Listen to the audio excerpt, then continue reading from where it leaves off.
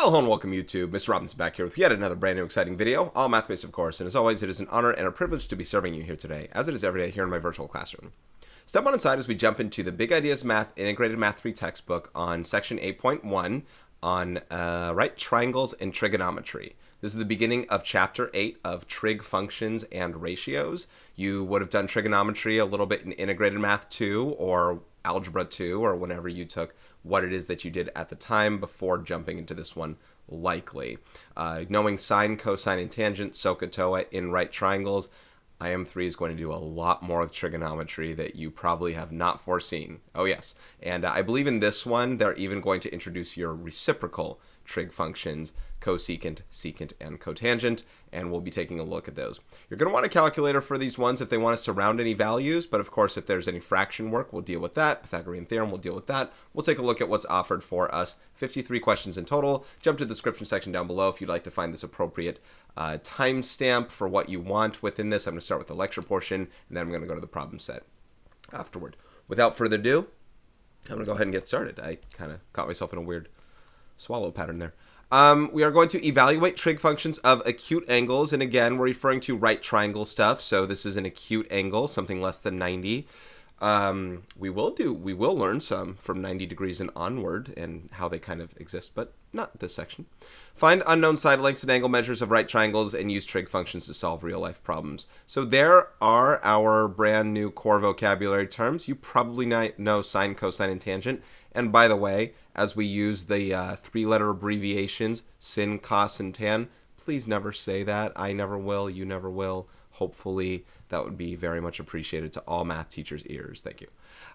Anyway, that being said, we're revisiting this stuff for these three, probably.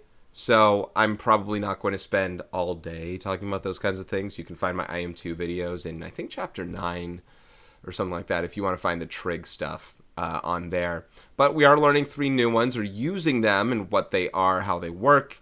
And I think this will go pretty smoothly as an overall. 53 questions sounds like a lot, but early on it's probably going to be just fine. Okay, the 6 trig functions. Consider a right triangle that has an acute angle theta. Oh, Greek letter theta. The three sides of the triangle are the hypotenuse, the side opposite theta, and the side adjacent to theta. So, one thing that people often ask is, like, how do you know which one is opposite? It's in relation to the angle you're talking about. So, if this is our angle, this is the side opposite. If this was our angle, this is the side opposite. So it's all based on that. The other question that's often asked is, if adjacent is the one that kind of means it's next to it, how do we know if it's this one or if it's this one? Well, two ways we can say it. Number one, this one is always the hypotenuse. So I guess that's just its exclusive name, and that's easy for us to say. Number two is they use the word adjacent side. You could say adjacent leg, and then that answers it here, because a right triangle has two legs and a hypotenuse. You could say the leg opposite and the leg adjacent to it, and then you always know that answer. But the adjacent one is the non-longest side. It's the non-hypotenuse side. All right, ratios of a right triangle side lengths are used to define the 6 trig functions: sine, cosine, tangent, cosecant, secant, and cotangent. These 6 trig functions are abbreviated as such. Again, I won't say them out loud in any sort of way like cot or something like that. Now, as we're going to get into these trig functions here, again, I'm not going to get deep into the why of the matter, but the fact of the matter is, these, when you apply a trig function, say in your calculator, you get a ratio out. Your calculator understands that it's built in a right triangle that does those specific ratios. So trust what it's saying, trust what we're doing with it. That would be fantastic. So here are the trig functions and their ratios and how they're governed, I should say. For sine, cosine, and tangent, you might have learned SOHCAHTOA. I spell it with all capital letters this way. Some people do it like so. I guess that's still capital letters, but I kind of spell it like a word or like a name. Different things like that. If you know that phrasing, that's going to help you for everything that we do. And by the way, we're doing 2 chapters of trig, chapters 8 and 9. So like I said, we're going deep into the different things we do with trig. But if you know SOHCAHTOA, that's a good start for what we're going to do with things. It even actually helps for cosecant, secant, and cotangent. Haven't you noticed, maybe, that cosecant is just the reciprocal of sine, and secant is just the reciprocal of cosine, and cotangent is just the reciprocal of tangent? You take the ratio and you flip it. And that's true. It's the reciprocal of sine. You don't want to say inverse. Inverse would not only be incorrect, I'll keep that up there, not only be incorrect, but there's also some, inverse sine is like to get an angle, which we'll probably talk about here. So yeah, the abbreviations here are often used to represent the side lengths or just the letters themselves. Note that the ratios in the second row are reciprocals. They said 1 over sine, which isn't wrong, but it's just a way of saying that that's how that flips. And same with secant being 1 over cosine and cotangent being 1 over tangent. So I can see why people might confuse saying cosecant is with cosine. I get that. It's just something to learn, something to practice, something to learn. You'll get it. If not, I'll be saying it correctly enough that hopefully we get it. I don't know. It's just one of those things. Okay, we have an example on evaluating trig functions. Let me move myself over here. Evaluate the 6 trig functions of the angle theta. So we have to take the sine, cosine, and tangent of this angle, keeping in mind that 12 is opposite the theta, 5 is the leg adjacent to the theta, and we don't know the hypotenuse. Now, they are going to use Pythagorean theorem to discover that the hypotenuse has a length of 13. You might know, based on whether you've done this or not, this is it's a 5, 12, 13 Pythagorean triple. I knew this without using the Pythagorean theorem of it. Whenever I see a Pythagorean triple, I will call it out, which one it is. And I still may use Pythagorean theorem for it, all depending on how long it's going to take. We need that 13, though. We need the hypotenuse. 3 of the functions use it. Or 4 of the functions use it. Sine, cosine, cosecant, and secant. They all use hypotenuse. Tangent's the only one that doesn't. So sine, opposite of hypotenuse, 12 over 13, boom. And cosecant is flipping that, 13 over 12. I would say just know what sine is so you can flip it for cosecant. I think that's where my mind still goes. I hardly even know it's hypotenuse over opposite, if you know what I mean. And I don't know if there's some sort of SOHCAHTOA for these guys. SOHCAHTOA. So that, yeah, you could probably do something with that, but SOHCAHTOA kind of rolls off the tongue better. Cosine is adjacent over hypotenuse, 5 over 13. So secant is hypotenuse over adjacent. Again, I don't say that. I just flip it, really. I'll probably try and say it, but you can see I think about it a little too long. Tangent's opposite over adjacent, like so. And so cotangent is adjacent over opposite.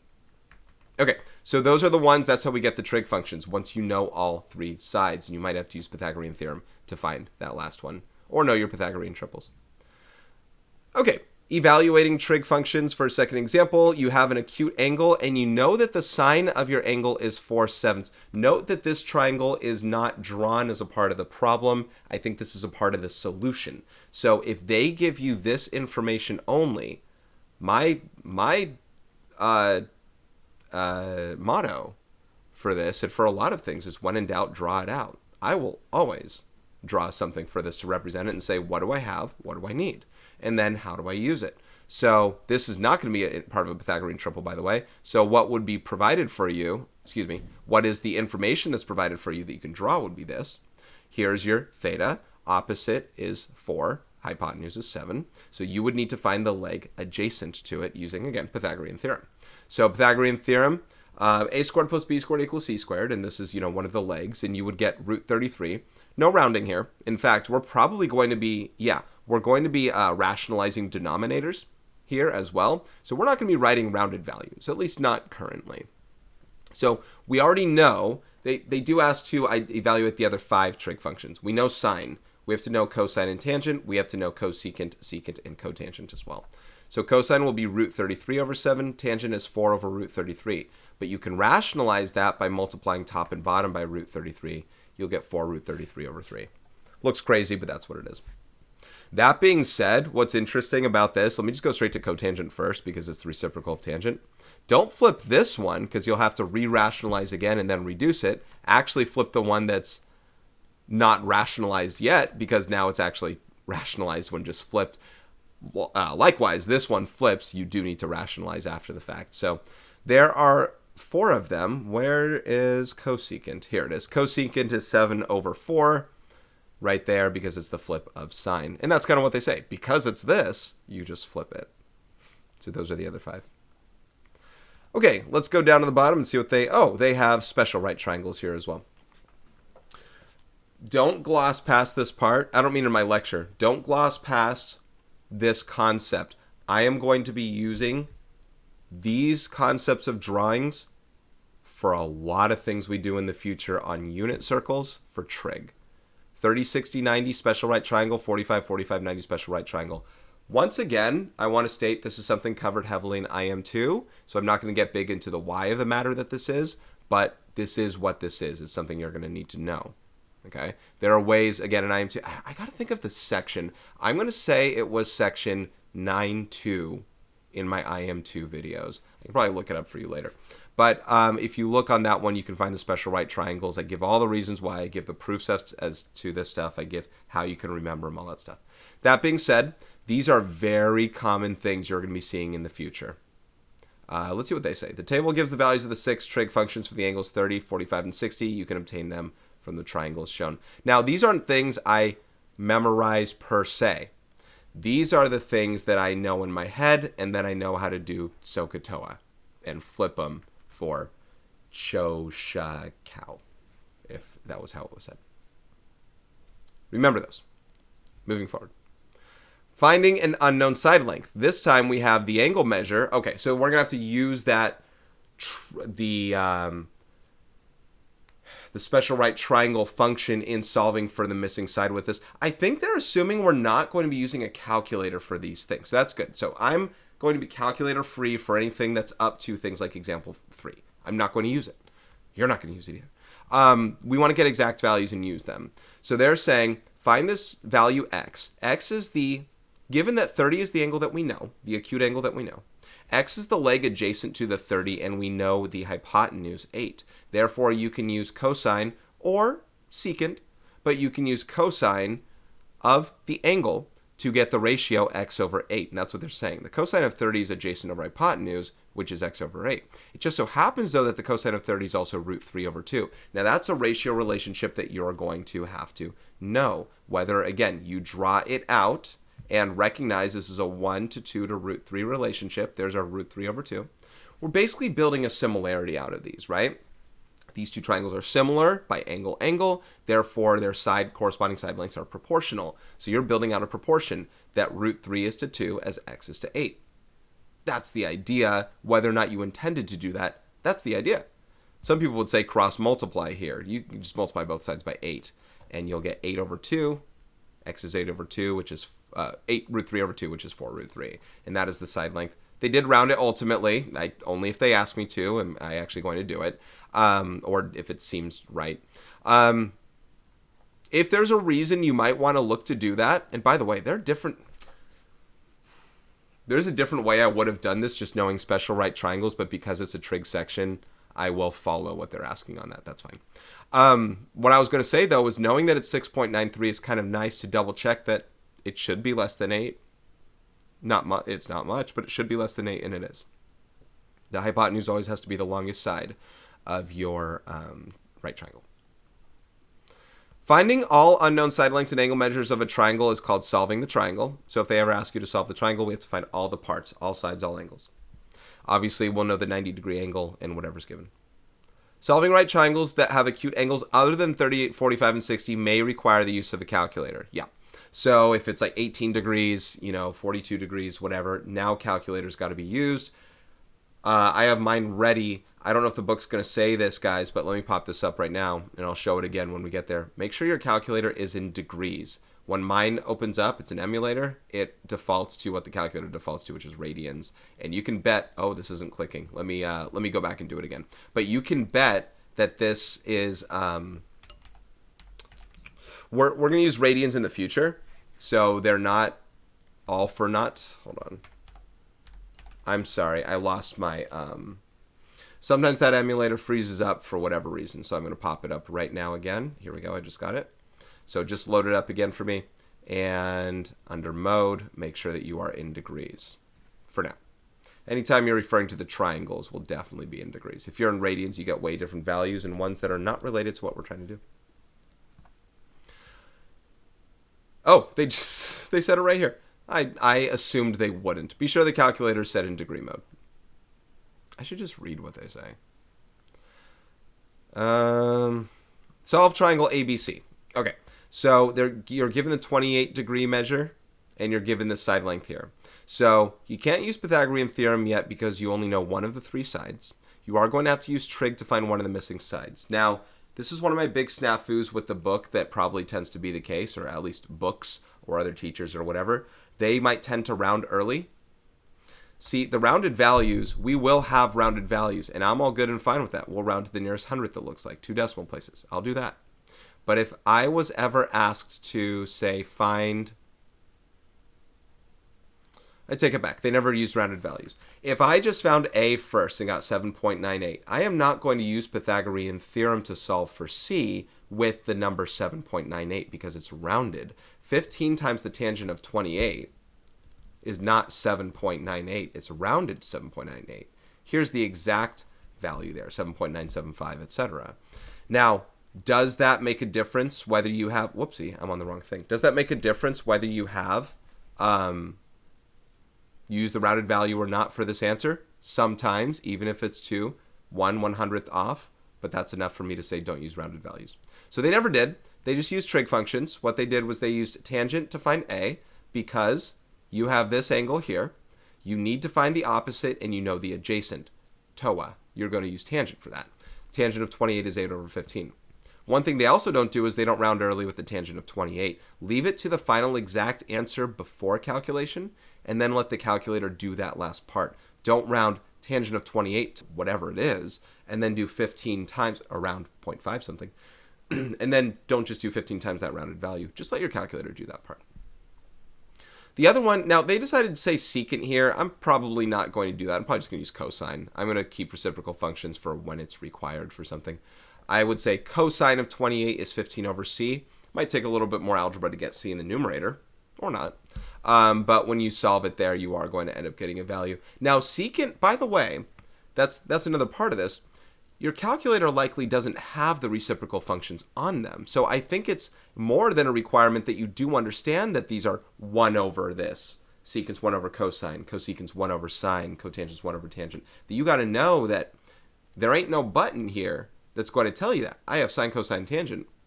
I don't have the reciprocal functions. They might exist on the calculator, but they're not in a shorthand way, just right there. Whoopsie, I'm trying to go back to my screen. Okay, so anyway, they solve those things, and also the measure of angle B. Now, we know that this is a right angle here. We also know that triangles all add to 180 degrees. However, if this is 90, that means these two must add to 90, because 90 plus 90 would be 180. So you don't need to do 180 equal, or, that these three add to 180. Omit this one completely. This plus this is 90, so B is 90 minus 28, which is 62. Could have I used the 62-degree angle to find any of the missing lengths? Yes. Let's just use the one that's provided. Okay, I'm going to move forward. I'm going long in this lecture. I apologize. Solving real-life problems. Example 5, using indirect measurement. You are hiking near a canyon while standing at A. Let's see if I can find a way to show that. Highlight it. While standing at A, this point specifically, you measure an angle of 90 degrees between B and C, as shown. You then walk to B. I hope the figure is going to be drawn. You then walk to B and measure an angle of 76 degrees between A and C. The distance between A and B is 2 miles. How wide is the canyon between A and C? Excuse me. This kind of stuff is... Trig is a big thing that's used in all walks of whatever, including like science and like space and whatever. Hold on a second. Let me read a text here. Give me 1 second. I'm going to pause this. Okay, sorry about that. Okay, so anyway, trig is used in a lot of walks of things, so let's appreciate it and let's try it out. So we know this angle measure of 76. We need to and we know the leg adjacent with 2, so we know adjacent. We need to find opposite, x here. So tangent, once again, will be used. Tangent of 76 equals x over 2. So we multiply both sides by 2 to solve for x, and it looks like it's about 8. And because it's a word problem, so we're going to provide units about 8 miles. We'll do another example here, maybe the final one. I forgot what I was going to say. I was just going to say that this reminds me of something you would have seen in IM2 as well. It doesn't look like there's a lot here that wasn't done in IM2. It's more a review, and oh, by the way, we have reciprocal functions. And, oh, by the way, they're prepping you with the special right triangles that you might be using for later, for the unit circle and period functions and things like that. Okay, I don't know if this is another example. Oh, there. Okay, information. If you look at a point above you, such as the top of a building, the angle your line of sight makes with the line parallel to the ground is called the angle of elevation. So, horizontal line of sight, I'm looking straight up somewhere. Someone above me says, hello, and I go, huh? The angle that I make to look up from horizontal is known as the angle of elevation there. It's not always on the ground, by the way. The way that it says you right here, you could also be, and I don't know if they're going to do any of these, but you could also be right here, and here's your horizontal, and looking up at this would be my angle of elevation. So there are times you're 5 feet tall, or your eye line is 5 feet tall. That needs to be added here when you have a right triangle in one of those. Those can happen. All right, let's keep moving forward. At the top of a building, the angle between a line parallel to the ground and your line of sight is called the angle of depression. So you looking downward from there. So this is the angle of depression here, not this one right here. It's from here, hey, down here, huh? And looking down like that. So that's the idea that we have for angle of depression. Now, they said these two angles have the same measure. That is, me looking up at somebody and them looking down at me. We're looking from same angles from horizontal. And that has to be true. These are alternate interior angles for parallel lines. So that is true. So, word problem. Let's take a look. A pair of sailors attached to a boat with a rope that is 72 feet long. Now, this wouldn't be drawn, right? This is something we have to figure out. So the parasailers up here, okay? Parasailing. Here's the boat. There's a rope right here. That's the 72 feet. The angle of elevation from the boat to the parasailer, looking up, boom, is 28 degrees. Estimate the parasailer's height above the boat. They don't say above the water. So all they need is just that part there. If the boat was like 4 feet above the water, you would add 4 to the final answer. But they're not saying that. So we just need height from here. We know the hypotenuse. We need to know the side opposite. We are going to use sine to set that up, unless they, for some reason, want to use cosecant. And we can solve using all that stuff we did before. 33.8 feet in height is the approximation. And that's all calculator-based, right? We're doing that there. Okay, guys, longer lecture than I expected or should have made it out to be likely. I was kind of caught figuring out what they'd be talking about when and how. Wanted to talk about things with the calculator as well. So I'm going to go ahead and get started with the vocabulary and core concepts check. Numbers 1 through 4 here. Number 1, complete the sentence. In a right triangle, the two trig functions of theta that are defined using the lengths of the hypotenuse and the side adjacent to theta. So adjacent and hypotenuse, cosine is one of them.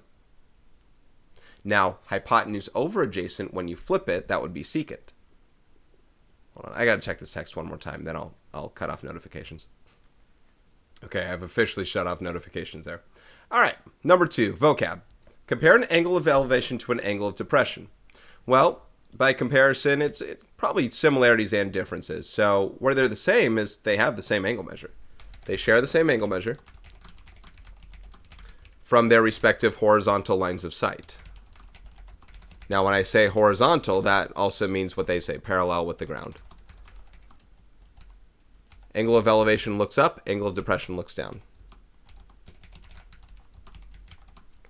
Up from its horizontal, while angle of elevation looks down. Sorry about the Spider-Verse stuff going on in the background. I wanted something colorful, but that is, what do you call it? Spasmic? I don't know. I was trying to think of the right word. All right, explain what it means to solve a right triangle. It's to find all the missing sides and angles. Find all missing sides and angles. Now, given once again that it is a right triangle, we're well aware of the fact, then we know one of the angles is already 90. So there's that.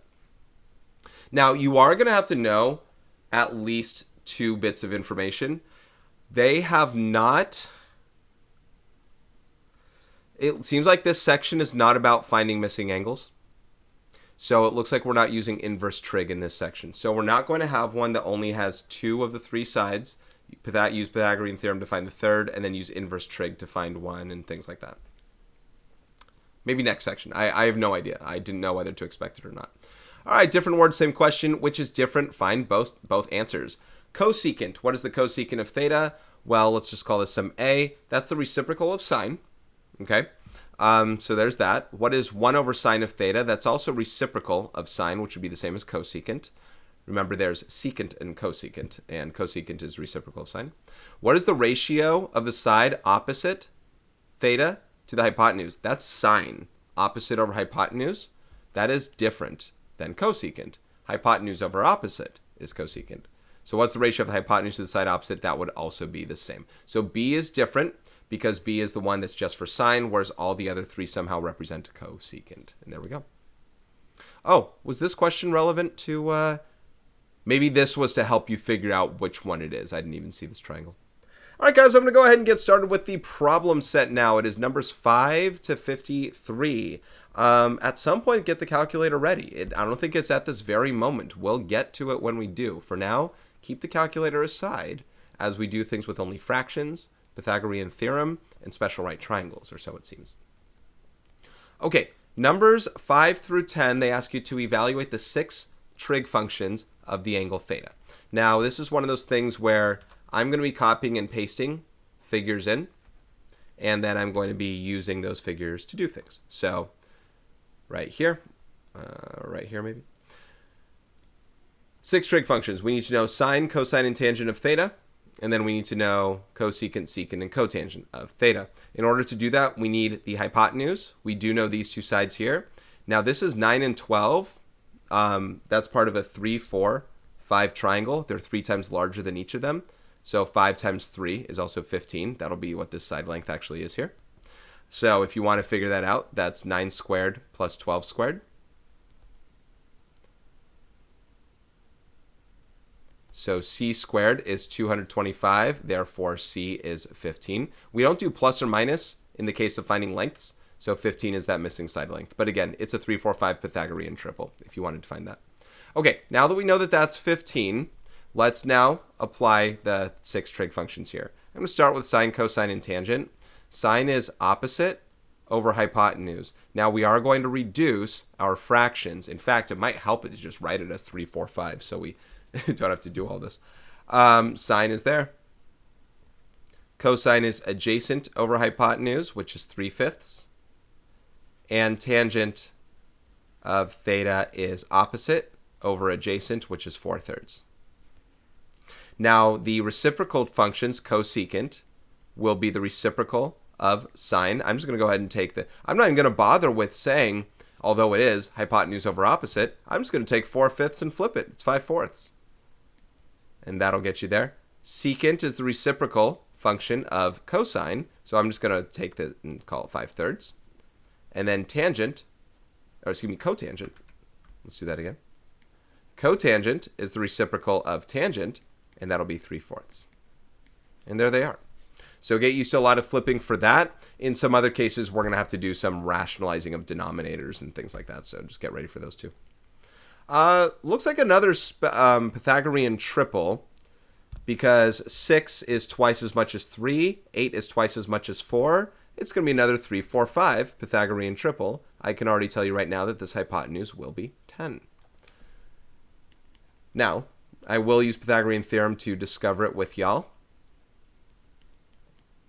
We'll get 64 plus 36, which is 100, and the square root of 100 is 10. Once again, though, it is a 3, 4, 5 Pythagorean triple. Why am I bringing that up? Oh, because it's similar in this thing here as well. We will reduce these fractions. You're going to get these same kinds of numbers here, 3/5 and 4/3 and all that kind of stuff. Maybe for a different way. I think sine was 4/5 before. Now it's 3/5. Cosine is now 8 over 10. Notice we are referring to this angle here. It's not always just an angle that's on the ground. It's whatever angle they're referring to. So this is the leg adjacent to theta in this case. This is still, of course, the hypotenuse. So that one's 4/5. Eventually you learn, I don't know if we would have learned it in IM2. Eventually you learn that tangent's sine over cosine. So you can do 3/5 over 4/5 to figure out that's also 3/4. I think that's harder to deal with when it's a fraction over a fraction. Let's just do opposite over adjacent for now. And probably saving it for later, right? They probably haven't brought that up. Cosecant is flipping sine. Secant is flipping cosine. And cotangent is flipping tangent. So these are all switched from what we saw up here, right? These are all switched from what they were before, sort of. Or like these are flipped, and those are flipped. And there's actually something to that. Are those called cofunctions? These are all flipped in that way. Okay, number 7. Not a Pythagorean triple. Not just to my knowledge, it's not a Pythagorean triple. So we are going to use Pythagorean theorem to find out that missing side. Now, this is one of the legs. So when the whole a squared plus b squared equals c squared goes on, I'll go ahead and call that one a. I'm probably going to call it x more often. I think that's just more natural to me. That looks weird for me just writing it a to begin with. So don't expect a lot more a's here. So a squared is 24. Therefore, a is the square root of 24. Now, we can simplify that radical. Hold on. We can simplify that radical into 2 root 6, and I'm going to do that. Okay, let's use the trig functions on this guy. Here's theta. Let's do sine, cosine, and tangent. SOHCAHTOA ahead. Sine is simple as 5 over 7. Cosine is simple as 2 root 6 over 7. It looks a little weird, but there's nothing to reduce or anything like that. Tangent's going to ask for a little more here because we have 5 over 2 root 6. Now 2 root 6, is irrational in the denominator. There's a square root of 6. So we have to multiply top and bottom by the square root of 6. Don't worry about the 2. Now we'll get 5 root 6 over 2 times 6, which is 2 times 6, which is 12. So 5 root 6 over 12, nothing to reduce in that case, and we'll leave it like that. Now, when we do cosecant of this, we get 7/5 by flipping that. Secant, this one will require the same thing that we just had before. 7 over 2 root 6, we got to multiply top and bottom by root 6. So that'll be 7 root 6 over, once again, 12. 2 times 6 happens there.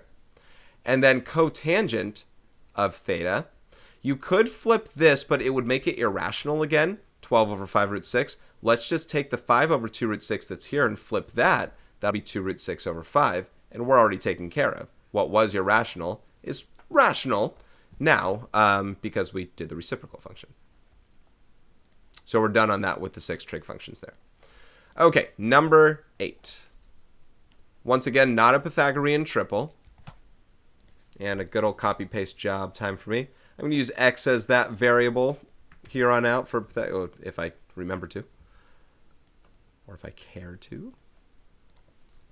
Unless they give letters themselves, right? So x is my unknown there. It is a leg. X squared plus 3 squared equals 9 squared.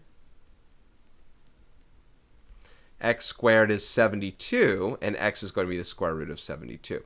Now that is root 36 times root 2, which is 6 root 2. That is our simplified radical there for x. All this being said, and you know what? Let's give this one a shot this time and do this. Remember how I said those 3, 4, 5 triangles, things were similar to 3, 4, 5, right, at the time, because they were just larger versions of it. One, I believe, was 3 times bigger, and the other one was 2 times bigger. Well, these all share a common ratio, greatest common factor of 3. That means that I can divide these all by 3 and make them smaller, either now or later. Divide this by 3, I get 3. Divide this by 3, I get 1. Divide this by 3, I get 2 root 2. So I'm making them smaller now just for the idea that you're like, well, can I do that? It's not about the triangle. It's about the ratios. We're doing a division anyway. When I do sine, watch this. When I do sine of theta and it's opposite over hypotenuse, would you rather do 3 over 9 to reduce it to the 1/3 that's already here, 1 over 3? Or would you rather just have the 1 over 3 now that it's already reduced? So if we're only dealing in terms of ratios anyway, you can reduce the fraction. There's nothing wrong with that. That's what I was saying once again. 6, 8, 10. That's a 3, 4, 5 relationship. Notice how these numbers were just 3s, 4s, and 5s. 9, 12, and 15 was a 3, 4, 5 relationship. I mean, I could have reduced it first. So I'm going to go off the reduction one here. I'm going to hide that. I'm just going to use the reduction one for the rest of this if that's cool with you. And just, these are the answers. Cosine's adjacent over hypotenuse, 2 root 2 over 3. And tangent is opposite over adjacent. So I'm going to multiply top and bottom by root 2. That becomes root 2 over 2 times 2, because 2 times root 2. And that becomes 4. So root 2 over 4 there. Now, nothing here can reduce. Don't expect that this becomes root 1 over 2 or something like that. You can't do anything inside that radical with something that's outside of the radical. Cosecant, reciprocal of sine, we get 3 over 1. Now that's also 3. Be comfortable with the whole number, understanding it's still a ratio of something over 1. Secant will be irrational. Let's rationalize. It becomes 3 root 2 over 4, multiplying top and bottom by root 2. And the cotangent of theta, once again, don't use this one. Go ahead and flip this one. 2 root 2 over 1 just becomes, I'm going to write it just as 2 root 2. And, you know, once again, I use the reduced ones for this. I don't know how often I'm going to do it. It's just more of a strategy. These are different triangles, but they are similar, which means corresponding sides are proportional, which means those ratios will be equivalent with division just through fraction reduction. So I did the reduction early and not later. Let's go to number 9. I mean, these ones have, both of these have similarity as well. You know what? Let me just do this one at least one more time with your permission. As we do the trig function stuff. And let's reduce now. Don't even wait for Pythagorean theorem to reduce. Do you know what 18 squared is? I mean, I do. But do you know what it is? Because if you don't, maybe just make the number smaller. You might know what that number squared is. 18 and 10 share a greatest common factor of 2. If we divided them each by 2, we'll get 5 and 9. This is similar to whatever triangle via angle. This is similar to whatever right triangle that we would have had and had to reduce fractions with. So let's find this missing one. This is a leg, by the way. The hypotenuse is this guy opposite the right angle. So we are trying to find x in the smaller right triangle, similar right triangle that was made on this thing. We knew 9 squared, hopefully. Is that 56? So 4 times 14 can give you 56, so this can be 2 root 14 like that. So not only would you might maybe not know what 18 squared was, which is 324, but when you're subtracting, what was the other number, 10? 10 from it, you get 224, and now you have to simplify that radical. I even don't know what the largest perfect square factor of that one is. I'm going to guess it was 16. But even then, I mean, that takes work. Reducing this was beneficial. I feel like I'm going to do it again on this one, on number 10. Why not, right? This is my solution guide video. If you want to follow along with that and you think that it helps you and makes sense, do it. Just keep in mind what we're doing, though. We're only doing it because we can, because we're dealing with ratios anyway. The fractions would have reduced anyway. All right, here's theta. Now, it is important to know which one's the hypotenuse. It is 9. It's not 5. Opposite over hypotenuse. That'll be 2 root 14 over 9. Cosine is adjacent over hypotenuse. And tangent is opposite over adjacent. So none of these had to be rationalized. You can bet some will have to be rationalized on this side, specifically these two. Cosecant. And notice what I am doing with cosecant on all these times. I'm not saying hypotenuse over opposite. It's hard enough for me to try and do. I flip this if I have it. If I don't have it, well, then I'm thinking opposite of hypotenuse and flip that still. All right, multiply top and bottom by root 14, and you do get 9 root 14 over, I guess, 28. And nothing there can simplify. It's just 9 root 14 over 28. It's weird, but correct. Can't imagine, again, how big the other numbers would have been and what you have to reduce, but they would have been bigger. 9 over 5 for secant. And then cotangent has 5 over 2 root 14. After rationalizing, it becomes 5 root 14 over 28. Once again, 5 root 14 over 28. Okay, and then number 10. I thought these were going to be quicker. I guess 6 trig functions takes a little bit of time to write out. In my head, I was thinking 3 trig functions, right? Okay, similar looking drawing to the previous one. I don't know 26 squared off the top of my head. I could imagine it if I spend some time on it, but or use a calculator, but try to go calculator free. What I will be attempting to do is just reducing these. They can both divide by 2. Here you get 7, here you get 13. Not a Pythagorean triple. So what is that other side? 13 squared is 169. Okay, so subtract 49 and we get 120. 120 has 4. There has to be a bigger one than 4. Let me think. Not necessarily. But, 4 and 30. That's it. 30 doesn't have any perfect square factors in it, so 2 root 30. 2 root 30 is the simplified thing there. Best I can do. Okay. Let's go. Sine will be 2 root 30 over 13, opposite of hypotenuse. Nothing to reduce because I already did the reduction early on. Cosine is 7 over 13. And tangent is 2 root 30 over 7. Opposite over adjacent. Oh. I was going to write out cosecant. Cosecant is 13 over 2 root 30. So rationalizing, this will be 13 root 30 over 2 times 30, which is 60. Okay. Secant, my neck's already bothering me for this one, is 13 over 7. I don't know if I noticed this, if I mentioned this at the beginning of my video. You can probably tell from my changes to myself. I haven't recorded an IM3 video in a long time. It's been months, actually. Had to take a break for reasons that I've spoke of in the community posts, specifically regarding a cough that, for the most part, is gone, which is great. But, yeah, it was traumatic. Anyway, I'm a little still rusty in just my overall getting back into the video form, building momentum into it, and one of them is this positioning and the writing. We'll figure it out. All right, those are the 3. Hopefully it was fine that I spoke over that a little bit. Let's keep moving on. Number 11, reasoning. Let theta be an acute angle of a right triangle. Use the 2 trig functions. Tangent of theta is 4/9 and secant of theta equals root 97 over 9 to sketch and label the right triangle, then evaluate the other 4 trig functions of theta.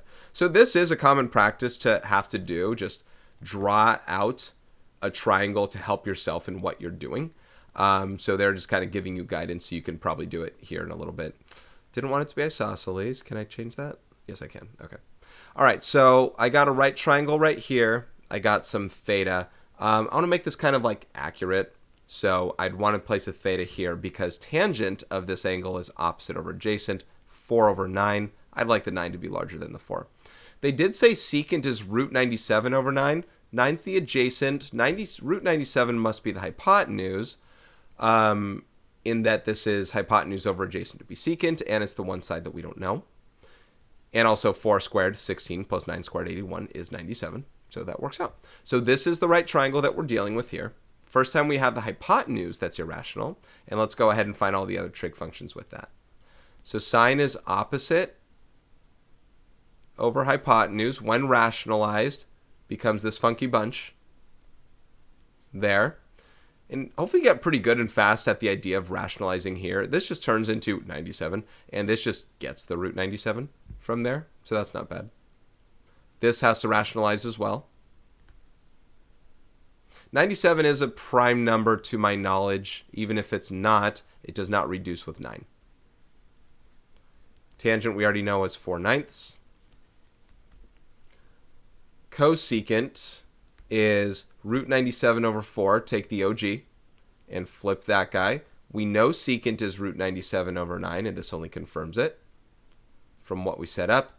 And then cotangent is 9/4. Okay. No calculator has been used yet, and it won't until we're probably hitting things that involve angles that are not 30, 60, or 45 with the 90s. All right. Number 12. Evaluate the 6 trig functions of the angle 90 minus theta in exercises 5 through 10. Describe the relationships you notice. I might end up getting...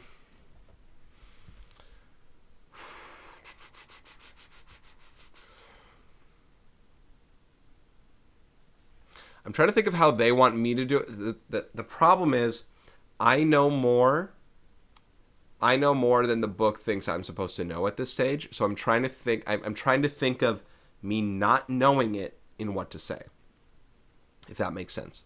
Because I know what they're trying to lead into. What I don't want to do is redo everything in full in that kind of way, if that makes sense. They did say evaluate them. So I don't know if by that they're referring to like write all these things out. It says evaluate the 6 trig functions of the angle. Oh, I thought they meant redo all these again.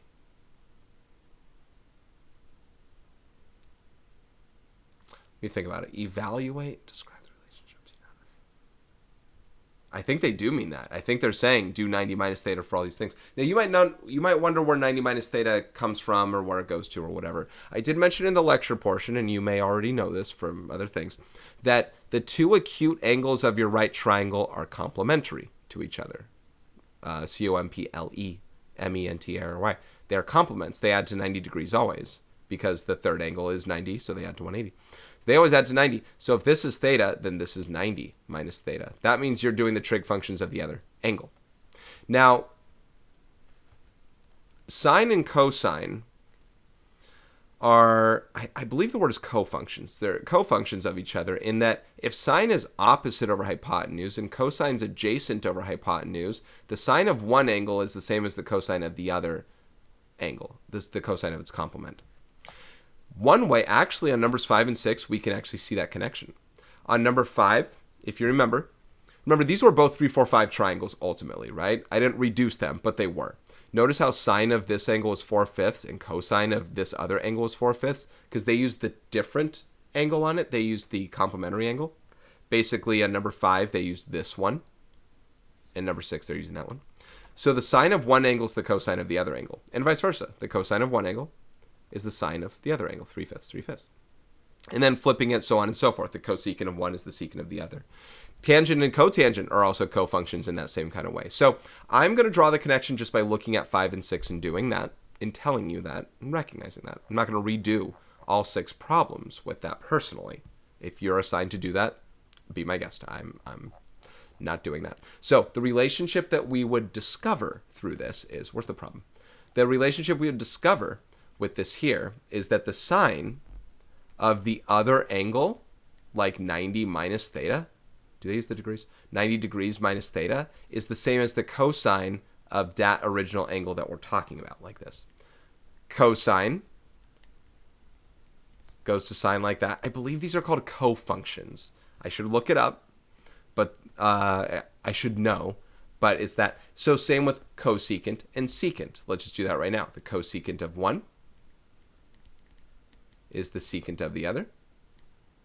So when they're saying describe the relationship, you notice this is what I'm noticing. The secant of 1. 5 and 6 kind of revealed it once you know that they're similar triangles.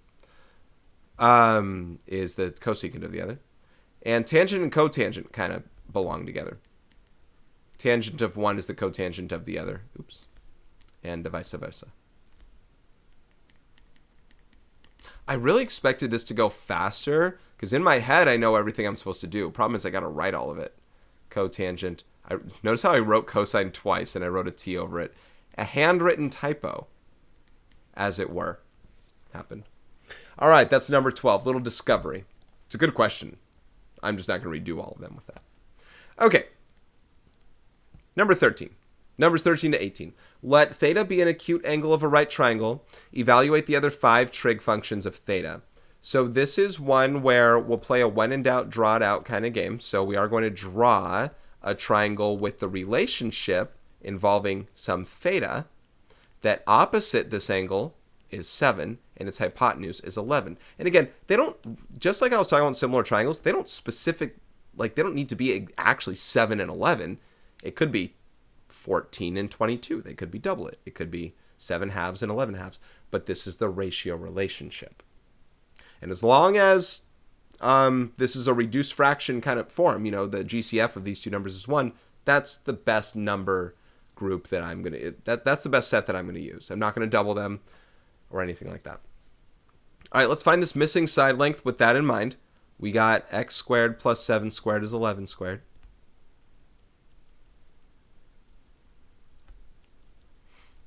Um, 72, I think we already saw that one. So x is 6 root 2. Okay. Okay, we are going to find cosine,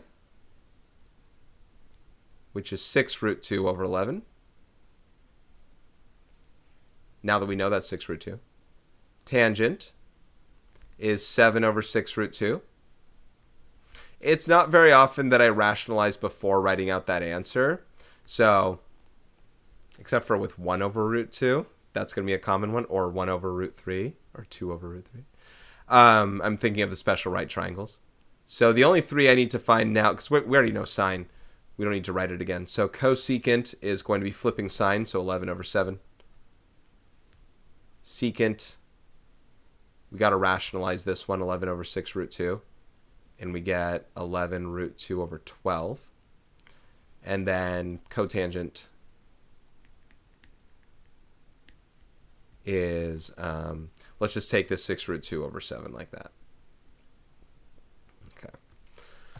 Writing fractions within these lines hopefully isn't too daunting for you and you're good with that. Now we have to do this, 5 more times. So yeah, this is going to take longer than I expected. I was kind of hoping I could, say these things out loud, only have 3 trig functions, yada yada. Yeah, it's a lot of writing. I'm noticing it. Now this one, 5 over 12. Oh, never mind. I was going to say it's part of a Pythagorean triple, but if 12 is the hypotenuse, that's not the case. If this is my theta, adjacent is 5, hypotenuse is 12, not part of a Pythagorean triple. I need to find the third side length. There's a 5, 12, 13 Pythagorean triple, but 13 is the hypotenuse. If 12 is the hypotenuse, not the case. Is that 119? That's like a prime number, right? That's not anything special, right? I'm going to leave it as root 119. I'm not going further than that. All right, you want to write that one in there so you can start to find the others. I need sine and tangent of the OG, basic trig functions, root 119 over 12, and root 119 over 5 for tangent. That leaves the reciprocal functions with the rationalizing for cosecant. Let's try and do this one with rationalization only. 12 root 119 over 119. This would have been 12 over root 119, but if I multiply top and bottom by root 119 like that, then we do get that there. Secant, we got to take cosine's reciprocal and flip that one. That's 12 fifths. And then tangent's reciprocal is cotangent. Tangent's reciprocal is cotangent. Cotangent's kind of just that forgotten one for me when it comes to me writing it properly.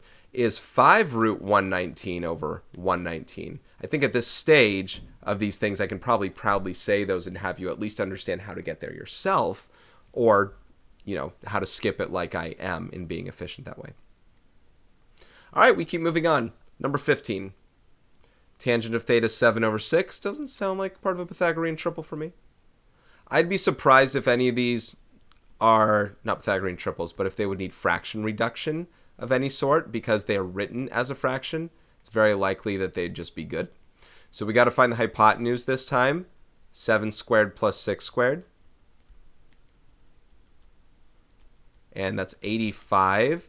I know 85 to be 17 times 5. Both primes, so no perfect square factors there. Just root 85 is what we're going to be dealing with.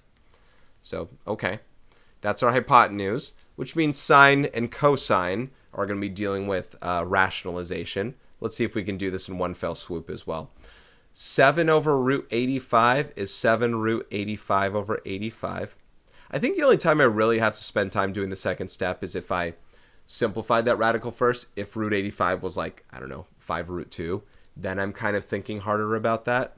I think here it's probably okay that we can just write this. So cosine is 6 root 85 over 85. Again, that's after rationalization. Cosecant, let's just fit it down here. Cosecant, now this is where it kind of haunts me because I don't want to flip this. What was the original? 7 over root 85. Now it's root 85 over 7. Now I have to look harder at that and not just flip my sine 1 and flip my cosine 1 for secant. So secant's going to be hypotenuse over adjacent, root 85 over 6. I guess we have to know what the ratio relationship is sometimes. And cotangent should be an easy one, 6 over 7. Yeah, at least I wrote it correctly that time. All right, halfway through this set, let's keep moving forward. Looks like they get to use each trig function once in all 6 of them, which is kind of nice. You get to practice in what that function is specifically as you draw it out. So 16, oops. It's because I say cosecant out loud that I start to write that O. Cosecant of theta is 15 over 8. That does mean sine of theta. I kind of want to write this one early just because I like 2 more. Opposite of hypotenuse. I was once again thinking this was part of it. They're teasing me with the possible, this could be a Pythagorean triple because 8, 15, 17 is a Pythagorean triple. If 15 was a leg and 17 was the hypotenuse, but this is not. So finding the missing thing here, missing piece, missing leg. Even I don't know what it is. I still don't. What is that? 161? They come up with the more random ones. It's the ones that you're like, the book is supposed to be clever in making problems where you get to have clean numbers that reduce. If it was 160, then I could, do 4 root 10, That'd be nice. But no, root 161, crazy classic. Okay, we have sine and cosecant. I just need cosine and secant, or how about cosine and tangent, and secant and cotangent. Now, this wouldn't be any shorter for you. I mean, heck, I doubt that you're assigned every problem in the book like I'm doing.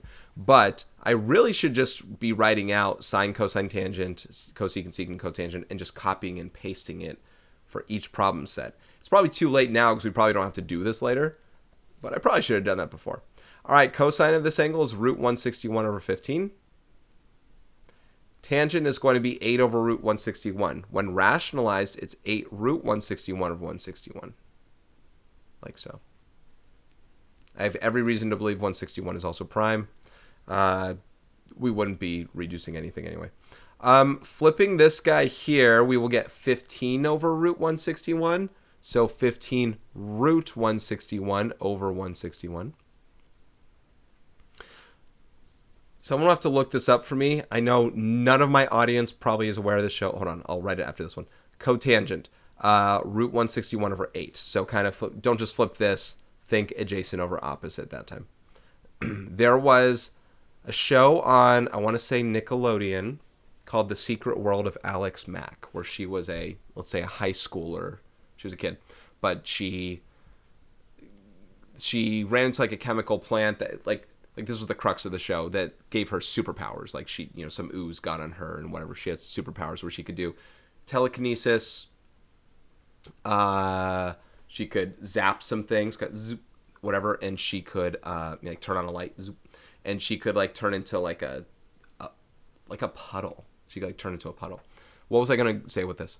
Oh, the compound that like got her the chemical thing was called GC161. I think. So someone look that up. GC161. Let me know because I'm gonna forget after doing the video, and I'm not gonna look it up right now. That show, that was a 90s show, y'all. I remember one of the big, spoiler alert, if any of you guys are going to watch it, before I knew what seasons were or finales and things like that, because I just was like, here's another episode that came to be. Maybe one of the finales was when she like revealed her secret to like the world, like her family and her crush or her sister. I forget if she had a sister. Anyway, let's keep moving forward. We have the secant of theta. That's reciprocal of cosine. So this is hypotenuse. This is adjacent. Better yet, I should probably just be writing cosine now. That's just easier on myself to do. It might end up being for you. Sorry if I'm conditioning you falsely in that way to just do that. Not a Pythagorean triple. Meaning conditioning you in that way when your teacher's like, no, you got to know what's this thing. Just depends. I'm trying to teach about GC161 here. All right. I think that's 115. 5, I don't think this will be a thingy. 5 and 35? No, 5 and, not 35. 5 and 28. 5. What am I doing? 5 and 27. Oh. Is that right? No. What does this divide by? 5 and 23. I don't know why that took me so long. I was thinking 5 times 25 was 100. That was my problem. Okay, this has no perfect square factors in it. I probably already knew that it didn't, but the fact that I couldn't divide that by 5 is a problem. Okay, root 115. Let's find sine and tangent. I know this is bugging you. It's bugging me too. Sine is root 115 over 14. Tangent. It's hard for me, by the way, the reason why I'm like talking out of turn with like shows and stuff like that, it's hard for me to say more about this stuff. This is my, I don't know, my 13th problem that I've done with 6 trig functions. How much cleverer can I get with things? Flipping this is 14 root 115 over 115. And I think that's why I'm trying to also spice up the problems by doing different things and saying that I can rationalize this without having to show the extra step and stuff. At some point, we get pretty good at it. And I want you to keep trying that. 9 over root 115 for this guy. So 9 root 115 over 115. Now, I haven't been boxing these other ones, but cosine is among the other 5 there. So there's that answer. I think I should have gone back to this other one and done the same thing here. Sine fits there. And I'm only doing these ones here because I like the basic trig functions more than the reciprocal ones when it comes to just like knowledge of where to place things. So when I do this cotangent one, the very first thing I'm going to write after that is what tangents is. Whereas when I had sine, you notice I didn't jump straight into, and cosecant is this. Now, I couldn't care less about cosecant. I got to flip sine for it later. Tangent, I got to go to now. Let's box it. And let's grab our triangle from that. I was just ground theta right here. There's no reason for me to place it there. Even if I did, go in relation to it. Opposite over adjacent. Opposite over adjacent. They've shied away from Pythagorean triples. So we are down to just big numbers here one more time in Pythagorean theorem. And that is 377. I see no reason why that has a perfect square factor, much less is anything but just prime. I'm just going to say it's a prime number and just move on. Just deal. So root 377 is our hypotenuse. Let's do sine and cosine and cosecant and secant. So sine, cosine to start. We got things to rationalize here and here. Again, we haven't used the calculator yet. We're probably about, no, we're going to do special right triangles, I think, next. Cosecant or error analysis. Oh, we have error analysis next. In secant. You can see how they're doing up to problem 53. They're really spending a lot of time on these ones beforehand. So without rationalization, this would have been 11 over root 377. So now just flip it. Root 377 over 11. All good. And then root 377 over 16. Boom. Okay. Okay, let's move to number 19. Describe and correct the error in finding sine of theta in the triangle below. So they said it's opposite over hypotenuse, all good there, but opposite should be 8, not 15. They put 15 over 17. So their error, opposite isn't what they thought it would be. At least not opposite of this angle. If this was theta, yeah, opposite over hypotenuse or sine would have been 15 over 17. Their opposite, so let's do the bigger font here. Their opposite side length is 8, not 15. It should have been the ratio 8 over 17. That's it. I'll leave it at that. One more error analysis question, and then we hit the special right triangles, it looks like. Describe and correct the error in finding cosecant of theta, given that theta is an acute angle of a right triangle and cosine of theta is 7 over 11. Before I draw it out, let's identify what we're talking about here. I'm kind of seeing the problem right now, and this is kind of what I said. I can see why someone might confuse that cosecant is the reciprocal of cosine. It's not. It's the reciprocal of sine, whereas secant is the reciprocal function of cosine. So this should be sine here. Now, if we're going to be finding cosecant, we have more to do in this problem. We have to find out what sine of theta is, or not necessarily, but we have to figure out the opposite side of this thing. So we can identify the mistake. The mistake is that cosecant is not the reciprocal function of cosine, but instead sine.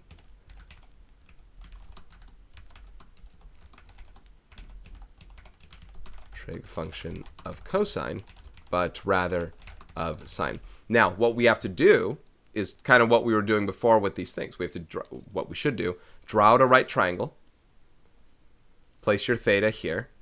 We do know that cosine is 7 over 11. Now that's adjacent over hypotenuse. We need to know cosecant, reciprocal of sine. Sine is opposite over hypotenuse. We need to know opposite. We have to get x. So x squared plus 7 squared is 11 squared. I'm smelling something perhaps not rationalizable. X squared is, oh no, that's 72. Oh, we'd seen these numbers before, right? X is 6 root 2. I've seen it too many times to just know what it is without even thinking about how to calculate it. So 6 root 2 for this guy here, right? So sine would be 6 root 2 over 11. Cosecant would be 11 over 6 root 2, right? So cosecant of theta is 11 over 6 root 2, and rationalizing is 11 root 2 over 6 times root 2, which is 12. So 11 root 2 over 12, we got it. See, those are the ones I kind of like writing the step in between. I'm not thinking too boldly about getting those in one fell swoop, at least not for you guys, for sure. If I thought hard about it, I could. I'm going to refrain. Okay, in exercises 21 to 26, find the value of x for the right triangle. Now, the thing is, as special right triangles go, in the 1 to 2 to root 3 ratio relationship for 30, 60, 90, and the 1 to 1 to root 2 ratio relationship for 45, 45, 90, we still got to know what those are. But because it is a trig section, I am going to have to bite the bullet, personally, and refrain from doing ratio relationships of special right triangles to come up with them, and instead use trig functions to then solve them afterward. I will have them up here, not for long once I end up scrolling down and such, but I'll have them up here temporarily, where the 45, 45, 90 triangle ratio relationship in the book said as much is 1 to 1 to root 2, and the 30, 60, 90 ratio relationship is 1 to 2 to root 3, noting where they are specifically. Take a picture of it, whatever. Remember them. I know them. So, or visualize them. The first 4 are of 30, 60, 90 triangles. Now I'm going to copy the diagram over, and I'm going to solve it using trig, not what I just want to do and say the answer is just 4.5 right now. You know what? In using trig, you are doing similarity by noting what they are, I guess. It's just we're not seeing it that way because we're saying the trig function. So, okay. I want to use cosine here. I want to use cosine because I need to find the adjacent and I know the hypotenuse. Now, the next step can go one of two ways. You can either, what the book did was they kind of created the ratio right now and then solved. So cosine of 60, notice that here's the 60, it's adjacent over hypotenuse, 1/2. So they would have, what happened? So they would have set it up this way, 1 over 2 is x over 9. No need to cross multiply, just multiply both sides by 9, you get x equals 9/2. Now that is exactly 4.5, so I'm going to write one or the other. That's what I was saying it was before, half of 9. You could also do 9 times cosine of 60 and then turn cosine of 60 into 1/2. Whether you want to multiply by the number first and convert this or the other way is up to you. All right, now I'm already getting rid of those ones up there because now you can't see it. Number 22. 22 is the same setup, it's a 30, 60, 90. We know the hypotenuse, we need the adjacent. So without sounding like a broken record, too late, we need to take, once again, the cosine of 60 to get the ratio relationship of x over 6. Let me just show it the other way, though. X is 6 times the cosine of 60. And from here, it's like, oh, what's the cosine of 60? Well, it is 1 over 2, the same way that we said before. So 6 times 1/2, or 3. I can see why other people might like the other way more, but when we use a calculator, we will have to write answers like this before we calculate it. So it's not the worst thing to see it for a moment. All right, number 23. At least we only have to answer one part of it, right? It's not like 6 trig functions. So as much as I'm like, oh, I have another way I can go and do this without saying any trig, it's fine. It goes pretty fast. Number 23, another 30, 60, 90 triangle. Now, what I can do for you here is just write the relationships, 1, 2, root 3, and get you that feel of where we are. We know the 30-degree angle. We need to know the opposite, and we know the hypotenuse. So we're going to take the sine of 30 here to get opposite x over hypotenuse 12. Sine of 30 is also 1 over 2. Once again, it's another 1/2 setup. So when I multiply both sides by 12, you get 12 over 2, which is 6. X's length is 6. So that's what I'm going to do here on out for them. I'll write the numbers until we kind of get them cracked for sure. Number 24. Okay, so more of the same, right? They're really banking on teachers to assign them just the odds or just the evens, so they're not repeating these twice in a row like this. We're trying to find x, which is opposite the 30-degree angle that's known. We know the hypotenuse of 13, so for SOHCAHTOA's sake, we're going to be using sine, which is x over 13. Sine of 30 is in a 1 to 2 to root 3 ratio relationship. Sine of 30 is 1 over 2. Again, stating what we just had last time. If I multiply both sides by 13, I get x equals 13 over 2, which is also 6.5. So kind of taking one answer or the other there. Now, numbers 25 and 26 also, once again, are following same format. Very uncreative. You know what else I'm also noticing is I take it back. They're doing it here. I was going to say they're leaving x out of the denominator. But if I just use the basic trig functions only, this time it's actually in the denominator. And if I use this specific angle. Now, this is the 45, 45, 90 triangle ratio relationship, which falls into 1 to 1 to root 2. Now, we're not going to use this root 2 specifically. X is one of the 1 to 1 things. I can tell you right now, x equals 8. Okay. I think part of what we can just practice here, though, is which trig function are we using? You start hearing what these other trig functions ratio relationships are. It's good to know. Tangent of 45 is opposite over adjacent, 8 over x. That's why I'm using tangent, because that's the one we know, that's the one we need. Tangent of 45 is 1 over 1. 1 equals 8 over x. Multiply both sides by x, you get x equals 8. Once again, same answer. Now I kind of agree with using trig functions for them for that very reason that I stated. You need to practice these. Sine, cosine, and tangent of 30, 45, and 60 specifically. You need to practice those. That will be showing up in the future where it's going to have to be kind of automatic that you know them. Honestly, in my head, I still place these triangles visually in my head. They're drawn really fast in my head, and I know the ratio relationships. But like if you ask me what sine of 30 was, I know it's 1/2. But I think it's good practice to see these and do them. Why they have both problems identical in this way, I mean, even the way that it's drawn, they didn't even turn it around. That I don't know. But we know we're going to use tangent again. We know our ratio relationship is 7 over x this time. We know our answer is going to be 7. As we multiply both sides by x, we get x equals 7 there. So that's an interesting part I couldn't explain. Okay. All right, next exercise is 27 to 32. We get to use the calculator here. I'm not going like yes or anything, but now it's calculator time. I did mention it in the lecture portion, and the lecture also mentioned as well. Make sure your calculator is in degrees.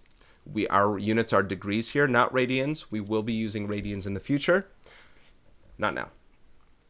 Evaluate the trig function using a calculator. Round your answer to 4 decimal places. These will be the quickest questions as an overall. They're getting you to practice how to do this.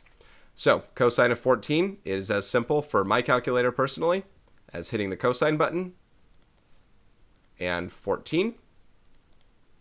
You don't have to close the parenthesis, but there it is. Round to 4 decimal places is 0.9703. 0.9. Oh, by the way, and make sure that your mode is in degrees, not radians. You might have a different kind of calculator, and in your calculator on the screen itself, for instance, it might have a D or DEG, like DEG, instead of R or RAD to show you, and that mode option is possibly somewhere else. I don't know specifically. 0.9703. Number 28, tangent of 31.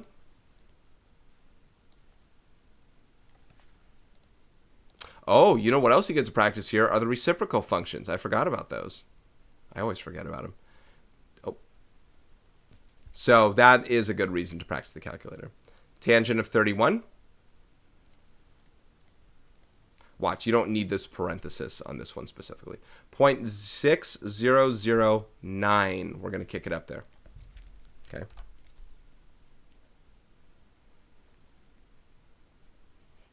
Okay. This one is a reciprocal trig function, which is interesting that it occurs before sine, but you know what? Do what you got to do. Cosecant of 59 degrees. Cosecant, and I'm going to write this. This is good for you to do. The book was kind of doing it as well. It's the reciprocal of sine. You want to write this because this is what you're going to type in the calculator. There is no cosecant button in your calculator. So we are going to do that. 1 over sine. 59. By the way, it's not the same thing as sine of 1 over 59. If you wanted to check that, sine of 1 over 59, just something else. All right, so anyway, this is the answer here, 1.1666. 1.1666. If you can trust me for at least this next problem, I'm just going to type it in and see what I get. So sine of 23 for number 30. I think for the rest of them, if it's okay, I'm just going to kind of do that now that you understand what I'm typing and what kind of little tips and tricks you can do. So sine of 20, oops, I hit inverse. Sine of 23 is 0.3907. Check and see if you get the same thing. I mean, try these for yourself, right? It's a solution guide video, and at some point I have to do the problem. But you can also pause this or get ahead of it if you feel like you know what you're doing now on it. The last two reciprocal functions are cotangent and secant. So let's try cotangent, which is the reciprocal function of tangent. So we're going to do 1 over tangent of 6. Go ahead and pause this video. Try and do this one for yourself. See what you get. It actually should be a big number, like relatively compared to what we've been seeing before. Yeah, 9.5144. 9.5144. There are reasons I know that would have been bigger that we don't really need to explain right now. And number 32, secant of 11. Should be kind of close to 1, a little more than 1. But secant of 11 will be 1 over cosine of 11 degrees. And so now we do that one. 1 over cosine of 11 degrees here. And I'm getting 1.0187. 1.0187. Okay. I don't know if those were truly the quickest 6, but they felt quicker than those like first 6. All right, now we got to solve triangles, which means it's going to take a little bit of time. We got 8 questions to do. We're going to solve triangle ABC using the diagram and the given measurements. So it's in our best interest, I suppose, to just have some triangle made, boom, and then we'll fill out the parts. We do need to, we don't have to draw it the way that they draw it. What we have to do is note that C is always the right angle. And the way that we do things in geometry, specifically for triangles, is the side length opposite the letter A will also be A. The side length opposite the letter B will also be B. You'll notice, and I think I skipped this part in the lecture, I kind of read it in my head and said it's not important to say to you. It kind of is. We use lowercase letters to indicate side lengths and then uppercase letters to indicate vertices for angles and other things. So A is opposite A, B is opposite B, C is opposite C. That's important because they don't need to give you this triangle drawing to say what they're saying here. This stuff can allow us to infer everything about this outside of the fact that C is the right angle. That's something we wouldn't have known. Anyway, I'm going to keep this one copied, and then I will erase, did that copy? Okay. And then I'll erase the information that we learn in this stuff here. For example, side length A is 23, and the measure of angle B is 36 degrees, and we have to solve the triangle from this. So to solve the triangle, remember, measure of angle C is 90. We don't need to solve that part. We do need to find the measure of angle A, and we need to find side lengths B and C. Now, my plan for these, I'm actually going to find the measure of angle A last. There's nothing wrong with doing it first. It's actually probably the easiest part. I'm going to do it last just so I can focus on the 36 degrees only to refer to find B and C, just for practice sake. Otherwise, I'm going to get really choosy and saying, or you could use A's angle and do this. I don't want to do that. I'll save A for last. To find side lengths B and C, I need to do something in relation to adjacent. B is opposite this angle, and with adjacent, I can use tangent. I can say that the tangent of 36 degrees, by the way, this is not in a special right triangle, so we will use the calculator ultimately. That's B over 23. If I multiply both sides by 23, then I will get B is 23 times the tangent of 36 degrees. Now I will use my calculator for this to approximate what this is. Did they say rounding? I think they rounded to the nearest hundredth at the time, so I'm going to go ahead and do that here. So I'm going to do 23 times the tangent of 36. And here I get around 16.71. So 16.71 units in length. I'm not going to replace it in the triangle. Because here's the thing, I'm also not going to use B in this answer. I am not intending on using Pythagorean theorem for these two to get that. You could. Keep in mind that's a rounded value though, so I'd rather use the exact values that we do have. And I want to practice trig probably more than Pythagorean theorem anyway. To find side length C, this is hypotenuse and we know adjacent. We can use cosine for that one. So I can say, let me move this up a little bit. I can say the cosine of 36 degrees equals 23 over C. Now, a little trick here when C is in the denominator, I'd have to multiply both sides by C and get it up here, and then I would divide both sides by cosine of 36. These two will switch places. We haven't gotten to play with one of those yet, but we do now. It's 23 divided by cosine of 36. And then we'll talk about how to make sure that you know that your answer seems right and what would be a red flag if it wasn't. So let's try 23 times the divided by, times would have been wrong, divided by the cosine of 36. And we're getting this number 28.43. Let me show you really fast here what cosine times the 23 times the cosine of 36 would have been. It would have been this number here, 18.6. Now, what's wrong with the number 18.6 in this picture? Your hypotenuse cannot be shorter than any of your leg lengths. 18 is less than 23. That wouldn't be allowed. That wouldn't make sense. So, do my answers make sense to my thing? It makes sense that 28 is more than either 23 or 16. It actually even makes sense that 23 is more than 16. I'll show you why after finding measure of angle A. Measure of angle A is 90 minus 36 degrees, which is 54 degrees. So, for A to be 54 degrees here, it is the bigger angle than 36. The side opposite a bigger angle is longer than the side opposite a smaller angle. If this is 16.71, it makes sense that it's smaller because it's opposite the 36, whereas 23 is opposite the 54. So, are my answers right? I'm going to guess they are. Does it make sense? Sure. It doesn't not make sense. And I think that's the big thing. When you draw a red flag, I want you to pick it up because it's very possible that you do a multiplication here instead of a division. All right, that is solving the triangle. We have found every missing part. Did I copy anything here? Hold on. Good, I still have the triangle. Okay. Number 34.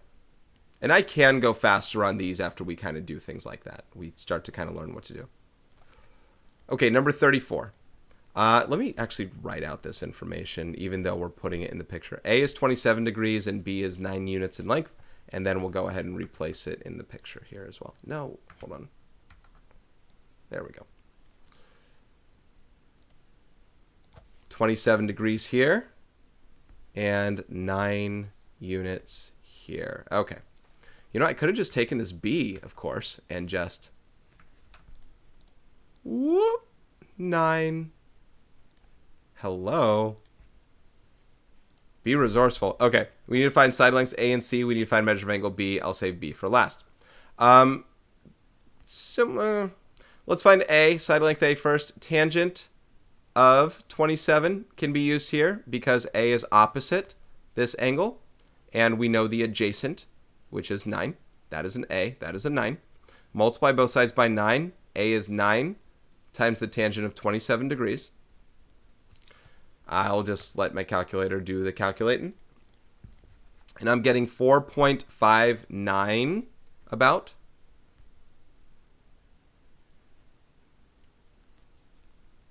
Okay. Side length C, again, use the exact ones you have. Don't try and use rounded things unless you plan on using the exact value you have in the calculator. My exact value I have is that one, and unless you plan on using it, like with the answer feature, just don't. So letter C, I know the adjacent. I need the opposite. That's a cosine setup. Let's do cosine of 27 equals 9 over C. Same thing as last time. We can switch places with C and cosine of 27. And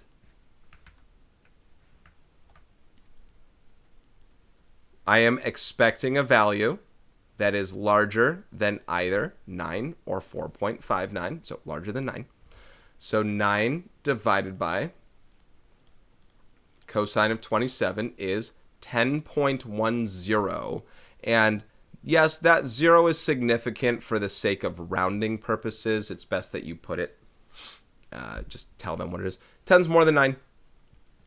It works. Measure of angle B is the last one that we need, which is the complement of the measure of angle A.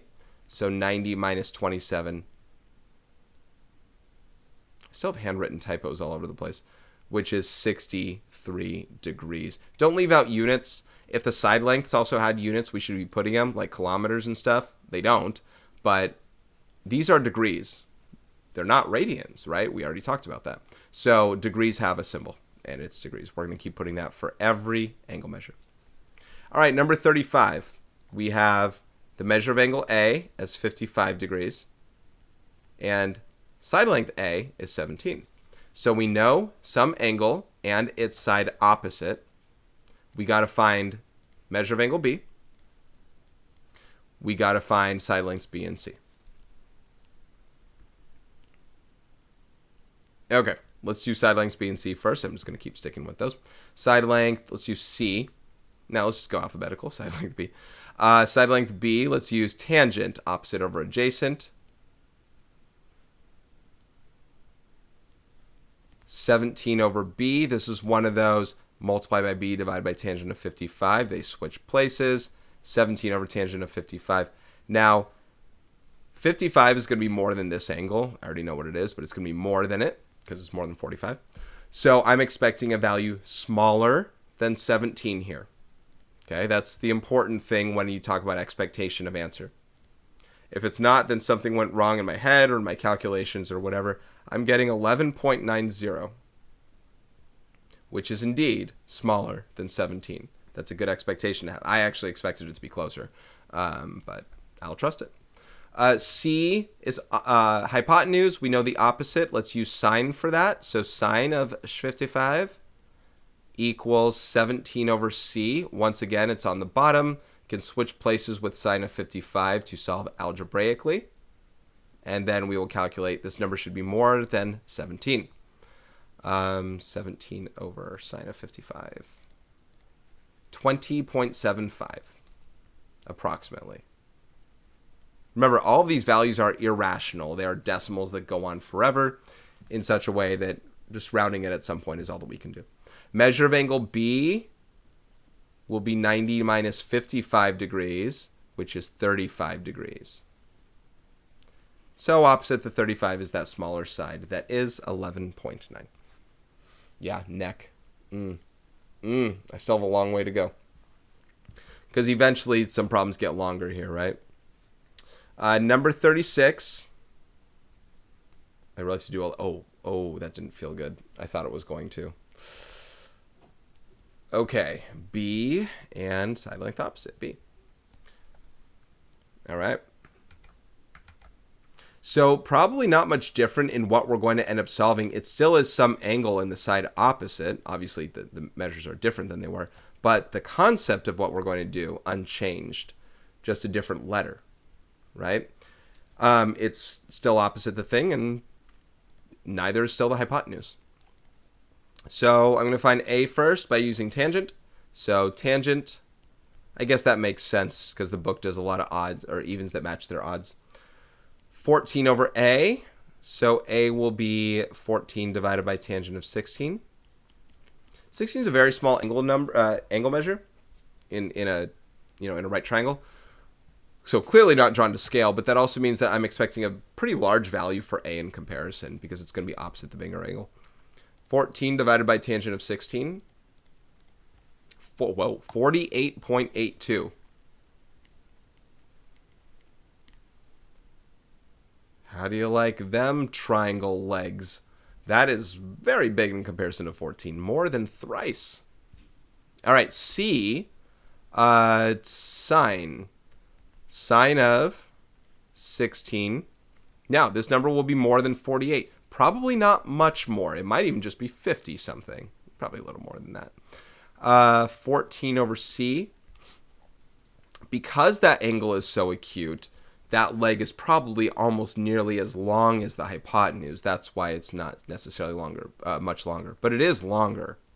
So 14 over sine of 16. And if you did 14 times sine of 16, you would get a really small number.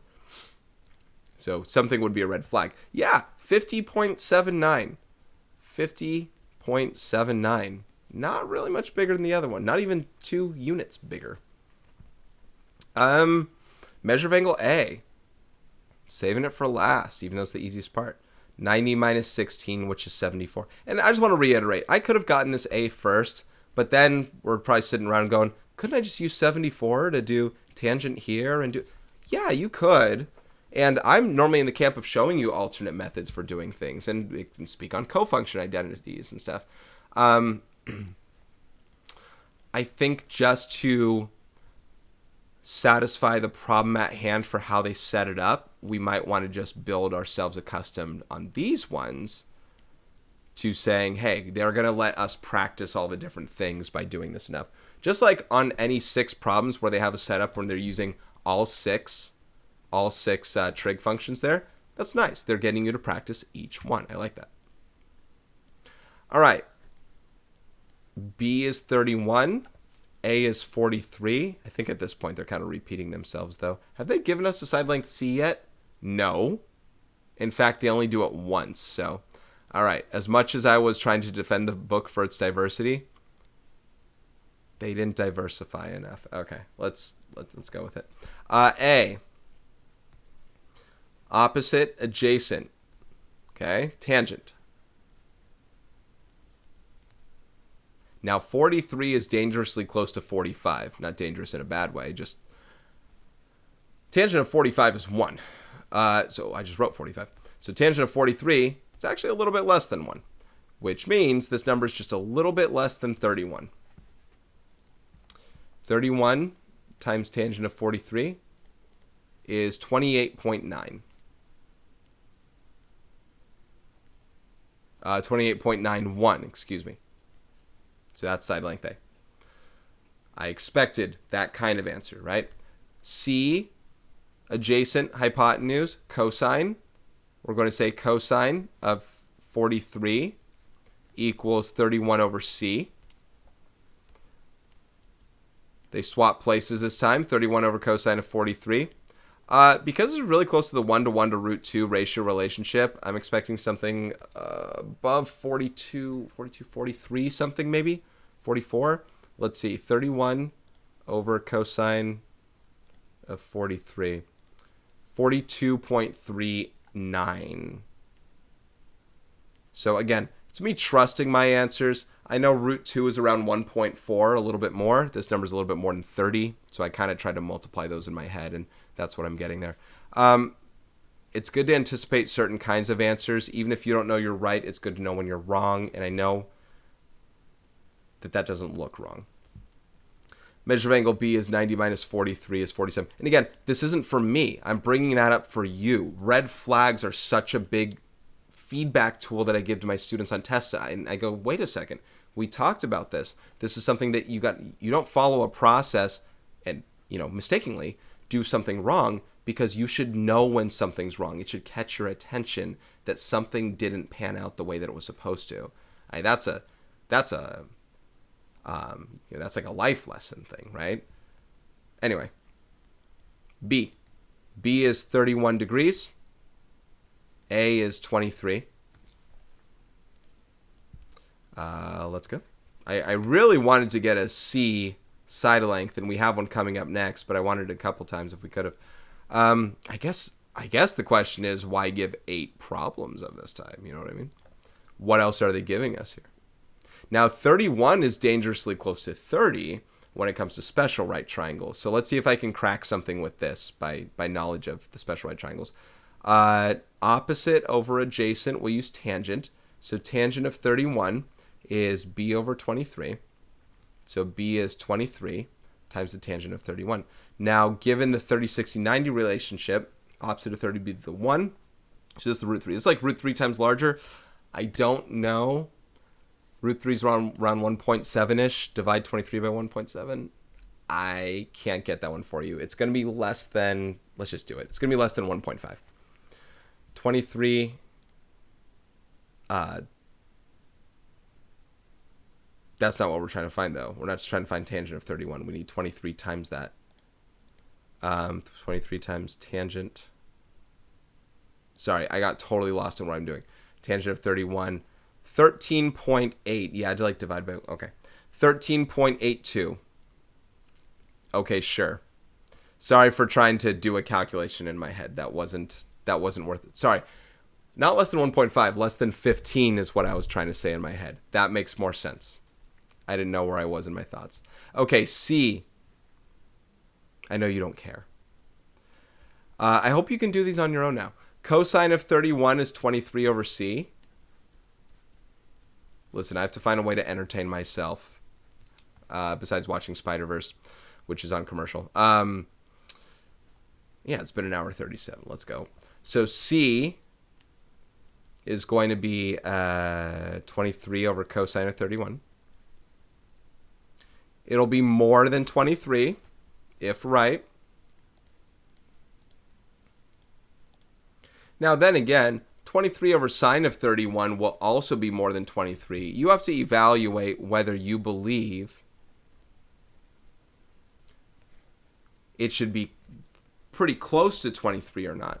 See, I'm not drawing these to scale. This is just a 45, 45, 90, but 31 is more acute, maybe like that. It makes sense that this thing is kind of close in nature to this, whereas if I put sine, you get a pretty big number. What's 23 over sine of 31? 44.65. Does it make sense that if this is a 31 degree angle here, that this is 23 and this is 44.65, like double its length? I don't think so. Makes sense that it's maybe double this length, and that's where that would come from. That's what we're talking about there. Now, the measure of angle A, let's not forget those ones. Measure of angle A is 90 minus 31, which is 59 degrees. So, if you have your triangle drawn, it might help for you to cross out and put the things in so you know what's you don't have yet, because solving the triangle does mean find all the missing parts. So just don't miss out. Number 39 is the only time that they're actually giving us the hypotenuse. So at least we get some little bit different practice in our algebraic setups. That being said, it's still a similar work. But now we get to talk about how the hypotenuse is the greatest length on here. And everything else that we should get side lengthwise should be smaller. And that's true. So C is gone and it's 12.8. And B is 72 degrees. Pretty large angle in the scheme of things. Since they have to be acute, that's getting pretty close to 90. Okay, let's find A first. A is adjacent to the angle that we know, and we know the hypotenuse as well, so we're going to use cosine. The cosine is 72 degrees equals A over 12.8. been a while for cosine, for us to be able to multiply both sides by something. So 12.8 times the cosine of 72 degrees. Now, I'm expecting something pretty close to 12.8. No, excuse me. Something very far from 12.8. Something small. 4, something small. 12.8 cosine of 72. 3.95. Wow, 3.96. I was not truly guessing with 4, but 4 was pretty close. B, I'm expecting to be pretty close to 12.8 because that's opposite the big angle. So sine of 72 is B over 12.8. B is 12.8 times the sine of 72. It just goes to show that the sine of 72 degrees is pretty close to 1, right? I'm not showing what those actual calculations are, not because I'm hiding it from you. When I type 12.8 times it, I never truly show the sine of 72. Wow, I didn't expect it to be that close. 12.17. About.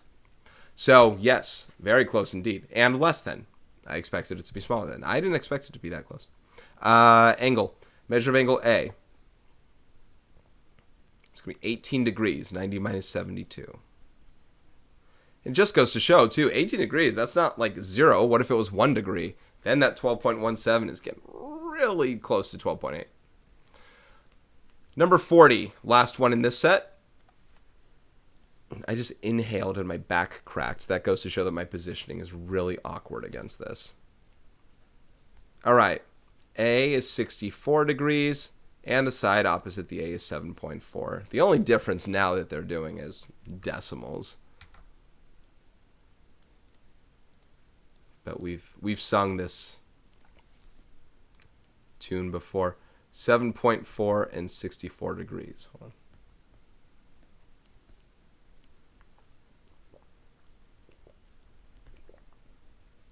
Okay, I'm going to find B first. B is the adjacent. I know the opposite of 64. Switch places with tangent of 64 degrees. I get 7.4 over that.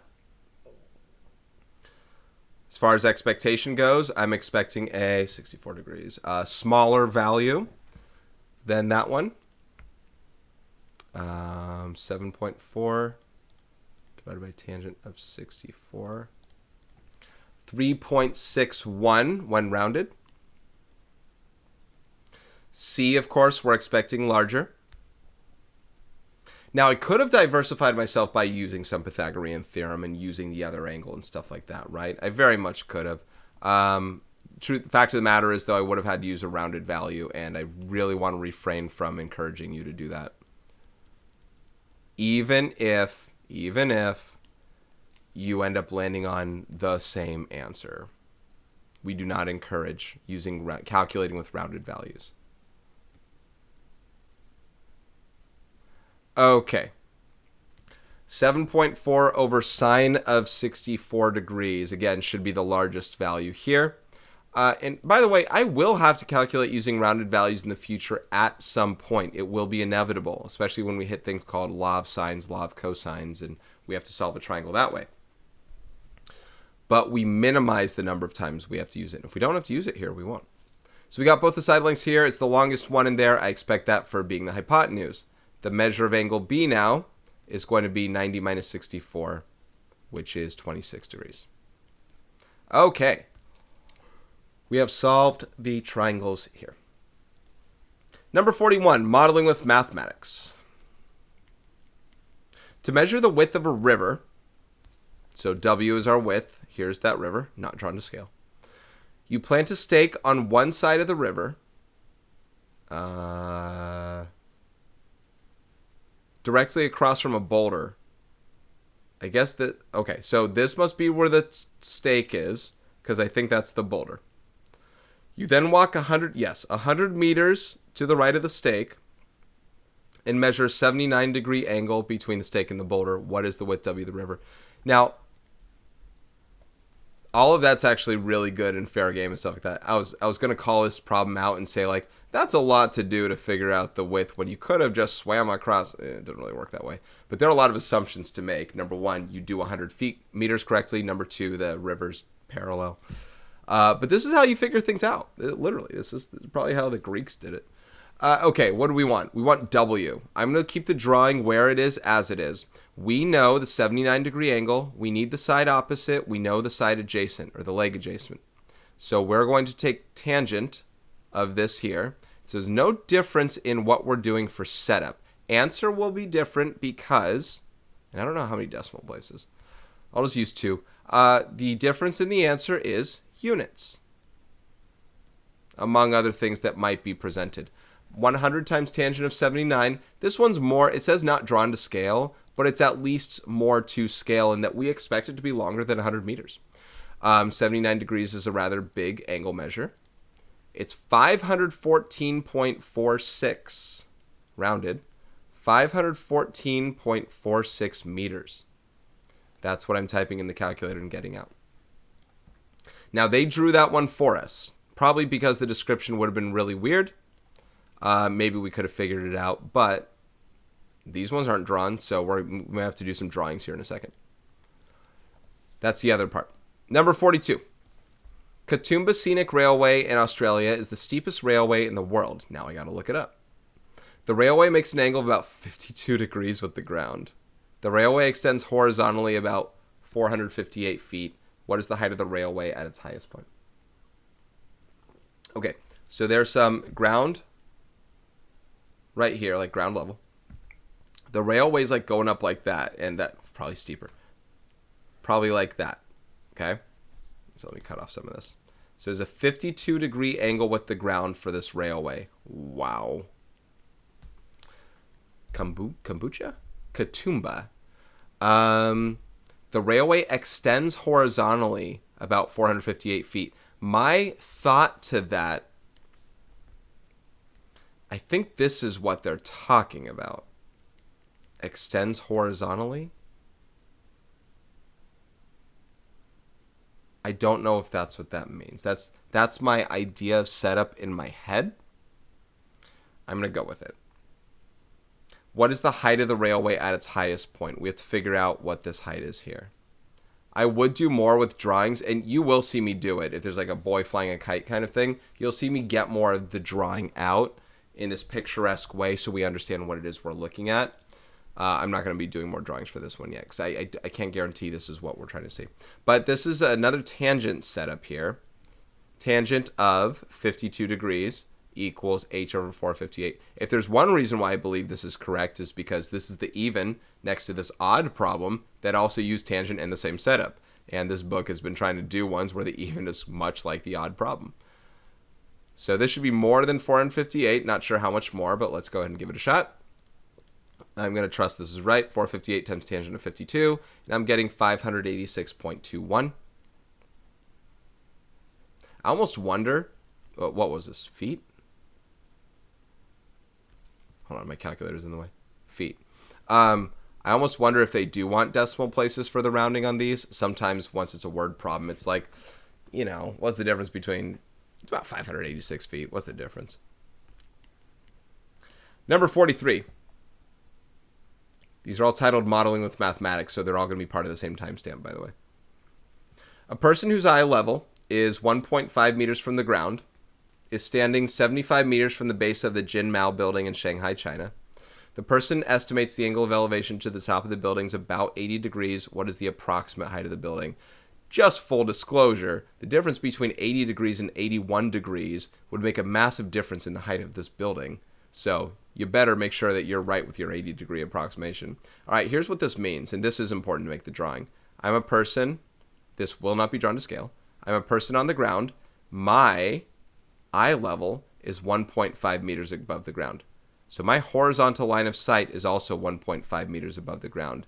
When they speak on angle of elevation, because here's your building, and I'm trying to think which building. Is this the building in Shanghai that has that like ball tower thing that's like that? I'm going to look it up as well. It might be that one. I don't know. It's like their Space Needle. Its angle of elevation is not from the ground. It's from my eye level. So I'm looking up here. My right triangle is not from the ground. My right triangle is 1.5 meters above the ground. That doesn't mean very much in the sense of what you're doing for the triangle, but your answer that we get in our trig is not the final answer. X will be this length that I'm going to try and find. The overall height right here will be taking X, meters, I think, and adding 1.5 meters to that as an overall, because it needs to add my height to it. That's not a significant amount of difference, but it's enough for the question. Okay? What if it's a flagpole that's only, 10 meters above the ground? It becomes significant. Anyway, what do we need? My angle of elevation is 80 degrees, again, not drawn to scale. I am 75 meters from the base. So whether you're talking about 75 meters by my feet or by my head, I'm 75 meters from it, and because this is rectangular in nature, that means this is also 75. So that's important. Okay, so once again, it's a tangent problem. I can set this up with tangent of 80 degrees equals x over 75. So x is 75 times the tangent of 80 degrees. So 75 times tangent of 80 gives me 425.34 meters. Now, for reference sake, if I turn it to 81, I want you to see this. If I turn it to tangent of 81 degrees versus 80 degrees, look at the height difference. And by the way, this isn't just feet. This is meters. That means this is like 150 to 170 or whatever meters more, or feet more than that one. Yeah, you approximate your angle of elevation as 80 degrees. One more degree in angle of elevation means a significantly taller building. So your approximation better be right for your angle of elevation, because that's a big difference. Anyway, so the number that I'm using there, that x is about 425.35 meters.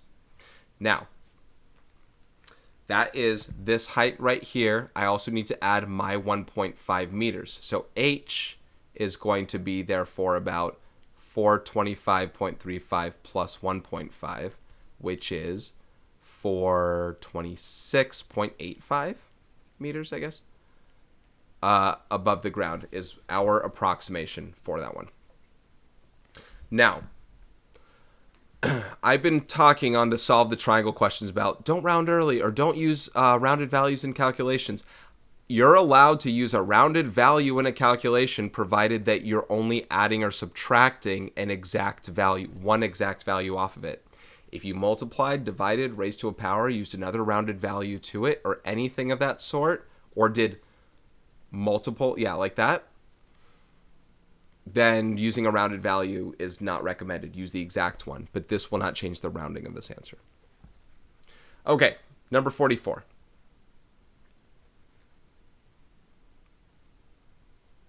I want to say that's French. I want to say Duquesne. Someone correct me if that's wrong. I'm thinking of like Andy Dufresne. So I'm going to say, unless it's Duquesne, I'm going to try and be proper. I'm saying the Duquesne incline in Pittsburgh.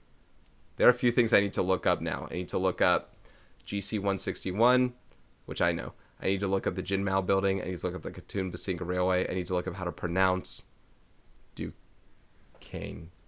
The Duquesne incline in Pittsburgh, Pennsylvania has an angle of elevation of 30 degrees. The track has a length of about 800 feet. Find the height of the incline at its highest point. So my idea behind this one is, got a 30-degree incline here.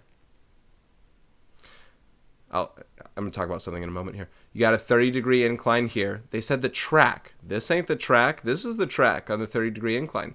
So has about 800 feet of track. What is the height at its highest point? Here's what I wanted to bring up. Heights in a lot of, not questions, but in a lot of situations can be abstract. The height of the building is very solid. It's very much there. My height is very much there. Heights can be abstract as well. There's nothing that says that there's like a wall of height right here. This could be on a hill. It could be something that's just suspended in the air, right? You know, when I said a boy flying a kite, the kite is just some height above the ground. It doesn't have to be a solid object going down. Neither does the ground in a lot of instances as well, but the height can tend to be very abstract in a lot of problems. So we got to understand that relevance. We are making a right triangle, and what we're trying to find is in this situation.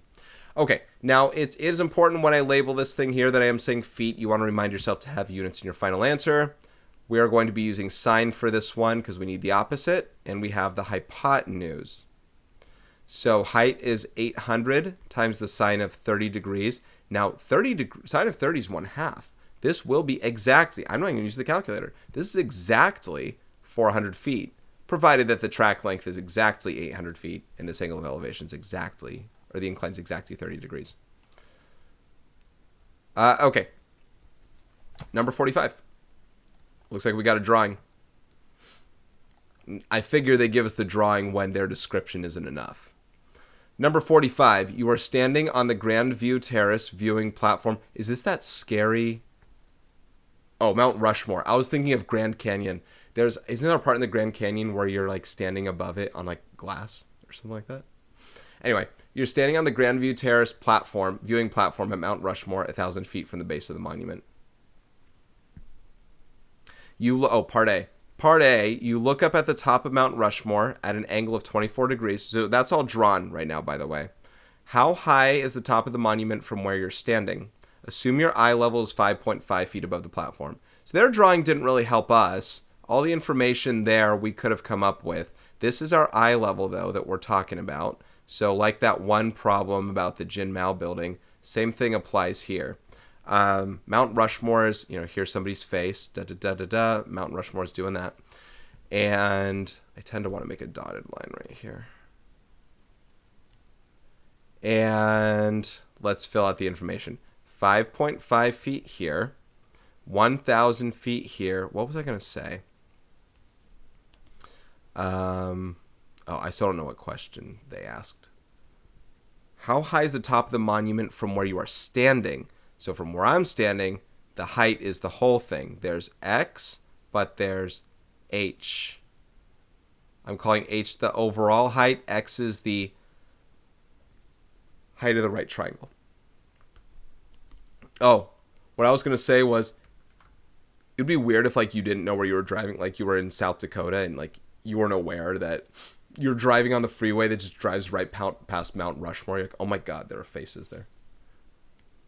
Or you weren't even aware of its existence. And you're like, what? Dude, I ran by a place with faces.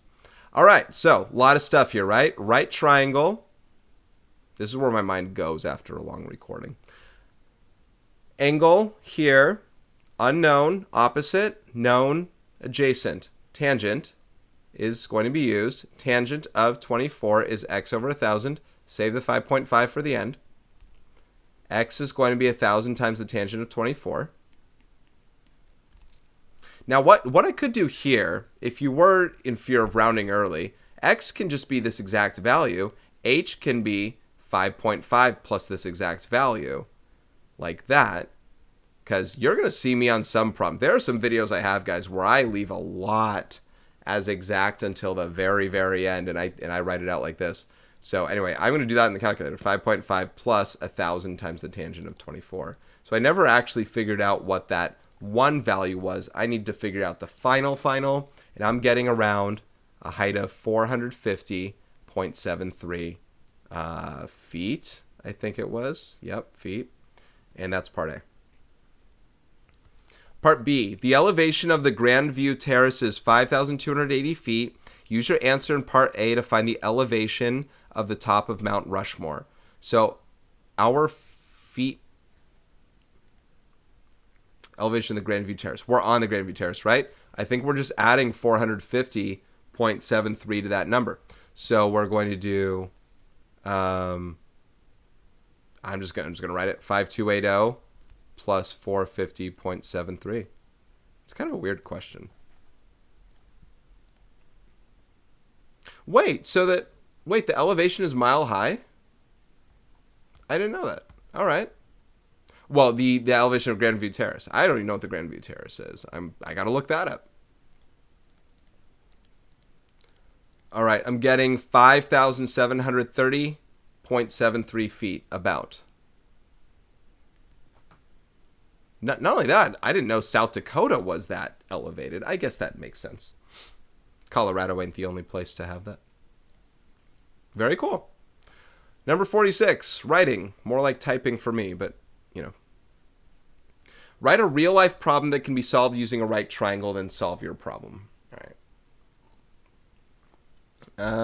Let me use baseball or something. Oh, but those are... We're going to use trig. I won't use baseball. I'll just... Because I haven't seen a boy flying a kite one. I want to talk about that. A boy is flying a kite. A boy is flying a kite whose string... Is that called string? Yarn. Whose string is tied to a post, a stake in the ground. The kite makes an angle of... the kite... Let's say whose 50-foot string. The kite makes an angle of elevation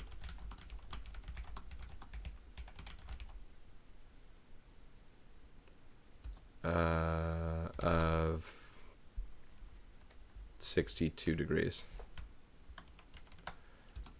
with the ground. How high is the kite above the ground? Okay. There we go.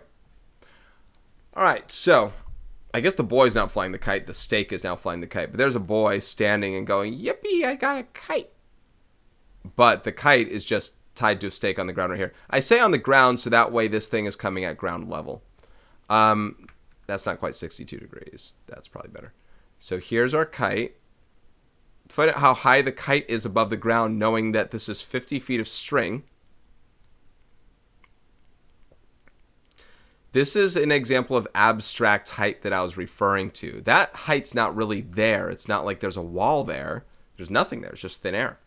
It's asking how high that is above the ground, though. A point directly below the ground or above the ground. And I think that's another idea we want to talk about is perpendicular distances, assuming this is flat ground level. Like all these assumptions are things that we kind of need to make for this to happen. But that's how we do distances to something. It goes perpendicularly to it. So understanding why these are right triangles to begin with, I think, is one of those important bits. Anyway, this is 62 degrees here. So this is a sine problem. This is the sine of 62 degrees equals h over 50. And so h is 50 times the sine of 62 degrees. So... You thought I was going to come up with a hard problem, didn't you? Nope. 44.15 feet. That's how high it is. Okay. Number 47. The Tropic of Cancer is the circle of latitude farthest north of the equator where the sun can appear directly overhead. Basically on the summer solstice, like June 21st. It lies 23.5 degrees north of the equator as shown. Find the circumference of the Tropic of Cancer using 3,960 miles as the approximate radius of Earth. So we have to find this length here.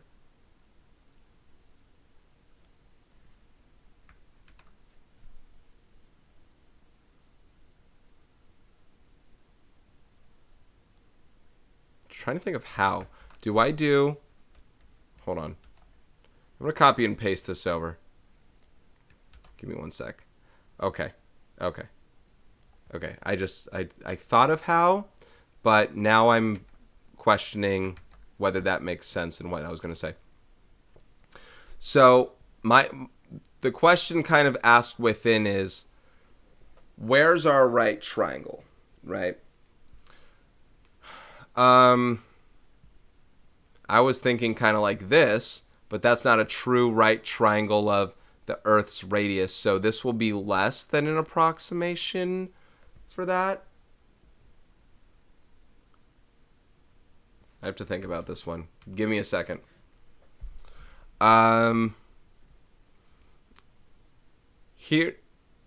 here's my overall, I won't call it a dilemma. Here's my overall thought process on the goal. We need to find the circumference of this. It should be smaller than the circumference of this. This has its own radius. We even know the radius. It's 3,960.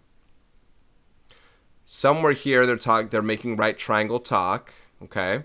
Like as in maybe this makes a right angle with that. I don't know, but since there's the angle there. I could find this circumference if I knew this radius right here, which is shorter than the Earth's radius. So I'm trying to figure out how to use this information to do that.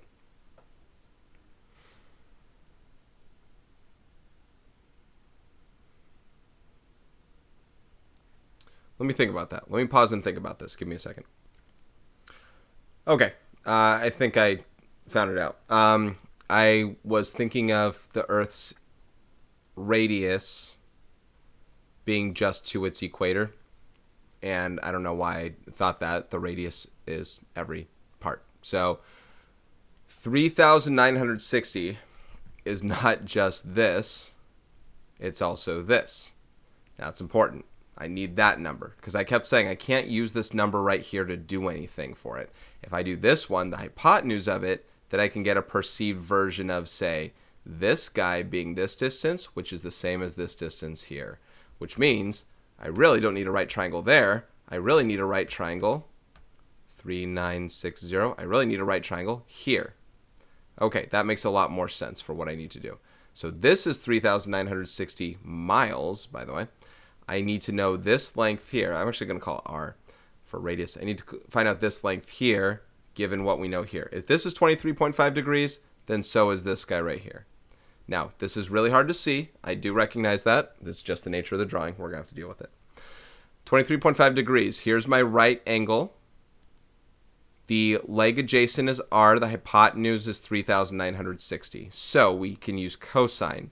Cosine of 23.5 degrees equals R over 3960. So R will be 3960 times the cosine of 23.5. Okay, here's an example of a problem where I do not want to round early. Even if the book would do it, I'm not going to. Here's an exact radius for the Tropic of Cancer.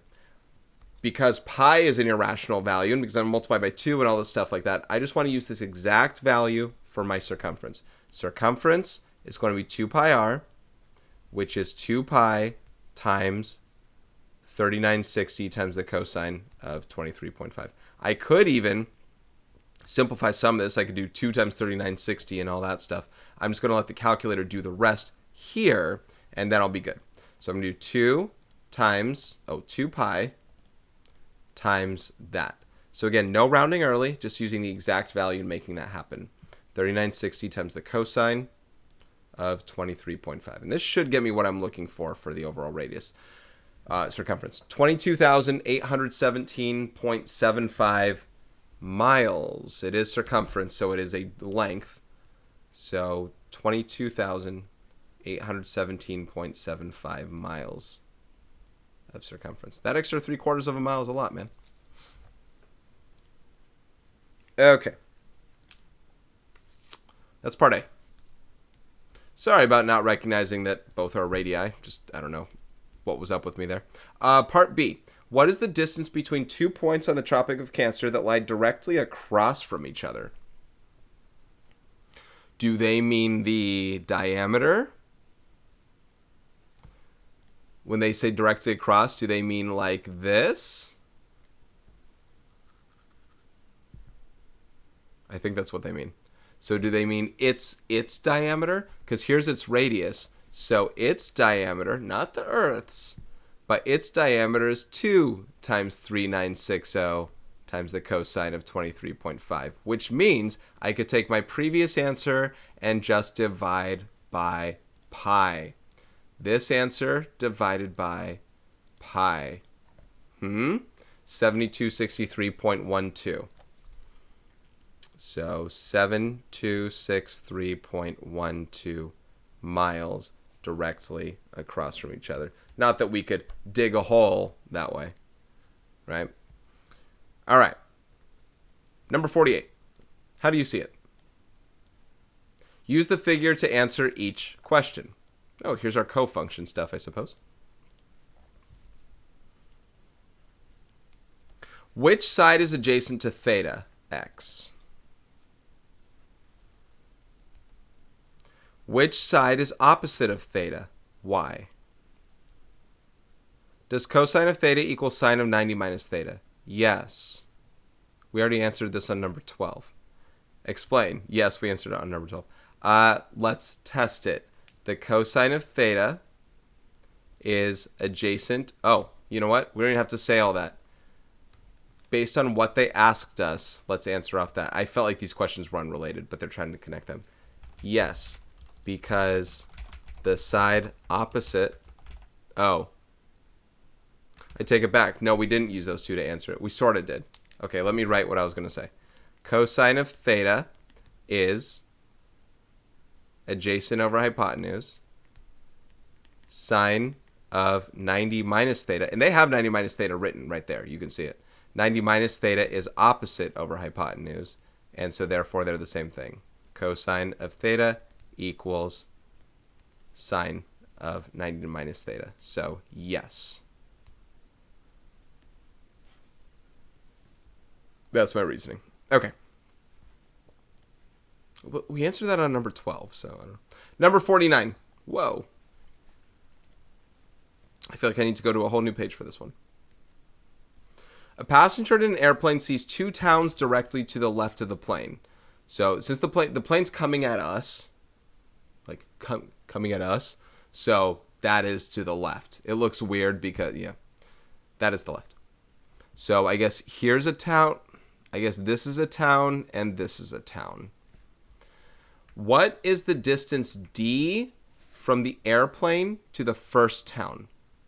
So seeing our angles of depression for this individual, that means it's also the angle of elevation from someone in the town. That means looking at this right triangle here, this is also a 25-degree angle, okay? So for that first town, we need the distance d, the hypotenuse in this right triangle here, knowing the side opposite the 25-degree angle. So on A, we can do the sine of 25 degrees, which equals 25,000 over D. So D is going to equal 25,000 over sine of 25.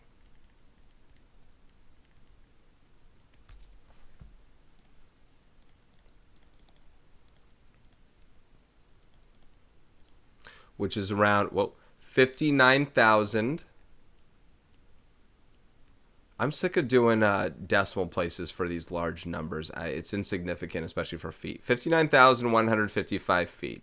It says 0.03958. I'm just going to leave it to about that. I don't think they care.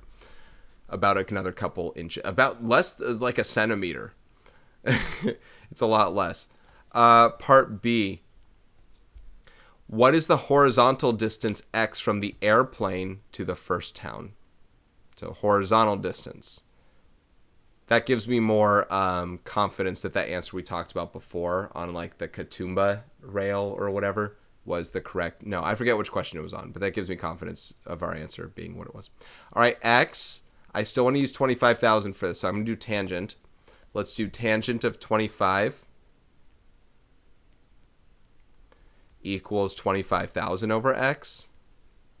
So now x, it's like the same answer as, well, it's not the same answer. It's like the same setup as the other one, only a different trig function. But boy, a different trig function can really change your answer all depending on what you're doing. So 25,000 over tangent of 25. And I'm getting 53,612.67. If I'm all about rounding to the nearest foot, I'm going to go ahead and round up. 53,613 feet. Part C, what is the distance y between the two towns? Explain the process you use to find your answer. Well, I'm going to explain the process verbally to you guys first, and then we'll go from there. See, we have two right triangles. I'm going to kind of really enhance their look. I have a right triangle in green. You actually see it. We already talked about it. So I have this right triangle here, and we just found that length x, right? But there's another right triangle surfacing within here that I'm going to draw right here. Boom, boom, boom. And that includes not y, but x plus y, that entire length. We already know the length of x. It's rounded, but we already know the length of x. I can use trig stuff with the 15. This has an angle of elevation of 15 degrees. I'm running out of good things to... Okay, that's a 15 right there, because that's 15, so is this. And I can use trig to find out what this x plus y length is. I could give it a whole nother name, or I can just keep calling it x plus y. And then once I do, I'm going to subtract x's length from it. Remember, 25,000 is the same height. We're in the plane. It's 25,000 feet regardless of what we do. The one thing I might want to do, though, is save this calculation. I know it's rounded. Not much of a round, but I might save that calculation in doing what I'm doing. So here's what we got. That's tangent still. Tangent of 15 degrees equals 25,000 over x plus y. Oh, I could probably do some other...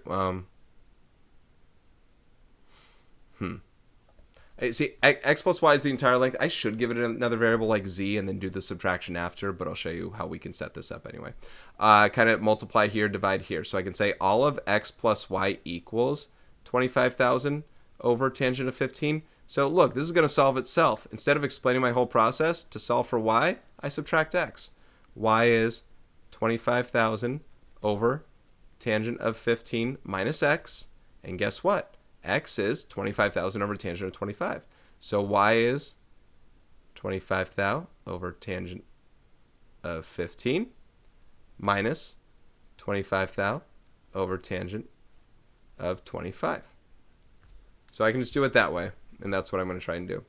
So 25,000. Now this is where you have to close this parenthesis, minus 25,000 over tangent of 25. Yes. 39,689. I'm going to round up. 39,689 feet. There we go. Now, I explained it to you guys. These calculations are taking care of themselves based on those things. Just keep in mind, see, that the thing you might have gotten lost on were the angles of depression and angles of elevation, part of what was kind of learned in the lecture portion. But me looking down 15 degrees from the plane is someone looking up 15 degrees to the plane at that object, right? That's how that's working. Okay, 4 more questions. Number 50. You measure the angle of elevation from the ground to the top of a building as 32 degrees. When you move 50 meters closer to the building, the angle of elevation is 53 degrees. What is the height of the building? So kind of, I'm not saying it's similar to the last question, but it has that whole thing where same kind of object, right? And then we have 2 different angles that we're looking at for it. So it's same-ish. We got to draw it, though, and they're asking for the height now. So let's see what we got. What I'm basically encompassing here is we got an angle of elevation out here, and then we got another angle of elevation when we're closer. Okay? Same building, so same right triangle portion here. We got to find this height. So what did they tell us? 32 degrees here when we move 50 feet or 50 meters closer. So the 50 is just this part, okay? It's just this. Then our new angle of elevation is 53 degrees. Okay. Now this, I'm going to call this some unknown x. Here's our relationship. We can use tangent in 2 ways. We can say the tangent of 32 degrees is h over x plus 50, right? The sum of these two. Whereas the tangent of 53 is h over just x. I'm not guaranteeing this is exactly what we should do yet. What I'm thinking we should do is solve for x. There's probably another way to do this problem. This is just where my mind went. Solve for x in both equations so that we can set those things equal to each other that will have h's in both of them. So we'll have x plus 50 equals h over tangent of 32. or x equals h over tangent of 32 minus 50, because we got to solve for h. They said, what's the height? And here, h is x times the tangent of 53. Excuse me, we got to solve for x. X is h over the tangent of 53. I feel like I still have a long way to go on this problem. Now that I have two representations for x, I can set these two parts equal to each other. H over tangent of 32 minus 50 equals h over tangent of 53. Oh boy, still a little bit to go here. So, I don't know. I feel like there's another way to do the problem, but I'm just going to stick with it. I can keep going here. I'm going to get the h terms on one side of this equation. I have h over tangent of 32 here already. I'm going to subtract h over tangent of 53 over, like that. And I'm going to add 50 over here. I want to get h by itself. H is a common factor in both of these terms. I can factor h out, and I'll have 1 over tangent of 32, also known as cotangent of 32, by the way, minus 1 over tangent of 53, also known as cotangent of 53, by the way. And this all equals 50. And when I divide both sides by this, maybe I will turn it into cotangent in appearance. H is 50 over the cotangent of 32 minus the cotangent of 53. The problem is, in my calculator, I still got to write 1 over this thing here. So this is what the height should be if I did all my algebra right. Is there another way to do the problem? Maybe. That was just my go-to in that, seeing that relationship. There could be, that just turned off. There could be other things in the fold. I have no idea. So I'm going to do this. 50 divided by, and in the denominator, I have 1 over tangent of 32, close the parenthesis, minus 1 over tangent of 53. And that closes the trig parenthesis and the denominator parenthesis, and that should be my h. 59.047, I'll just say 59 feet. What was this in? Meters. So it's around 59 meters. Is my guess and go-to. I'm going to trust it, but that's what I did there. There's a lot. I mean, I spaced out the writing in terms of a lot.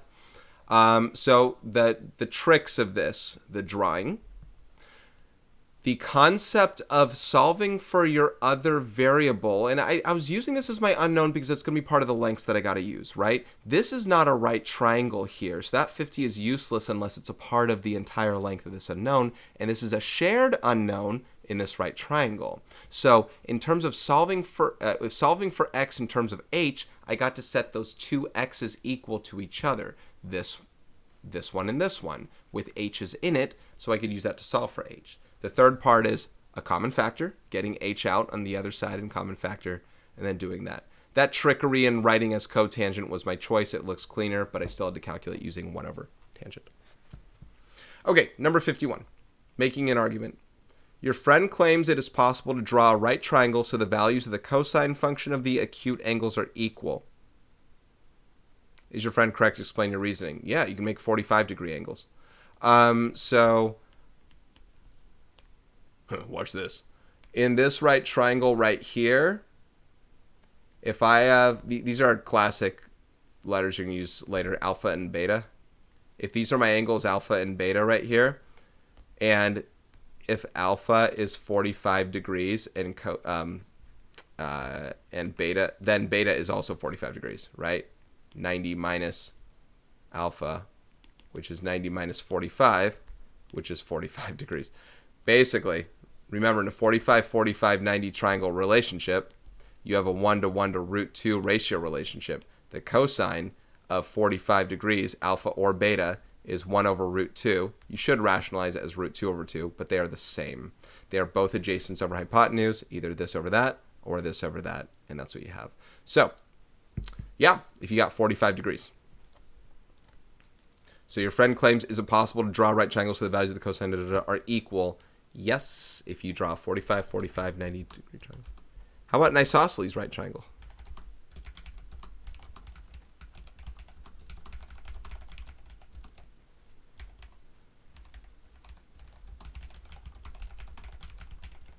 All right. Number 52. Thought-provoking. Consider a semicircle with a radius of 1 unit as shown below. This time now we know that the radius can be any which direction. I assume this is your center, right? So this is 1, this is 1. Oh, they show they're congruent.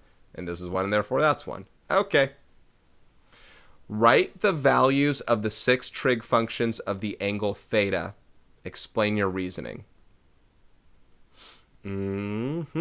Well, I don't know if they're allowing me to use as much as I know about these things. So I'm going to go ahead and say we can. This is thought-provoking after all. Since we've talked about 30, 60, 90 triangles, I'm going to go ahead and talk about it as well. Look at this triangle right here. This is an equilateral triangle. An equilateral triangle means that all of these lengths are 60, or all of these angle measures are 60 degrees. You can draw an altitude in an equilateral triangle, and it will bisect this angle. You should know that because this altitude makes 90 degrees. And if this is 60, then this must be 30. This is a 30, 60, 90 right triangle. I bring all that up because we need to find out what this height is so we can deal with this right triangle right there. We have to find out these angles, right? We need to do a right triangle thing here.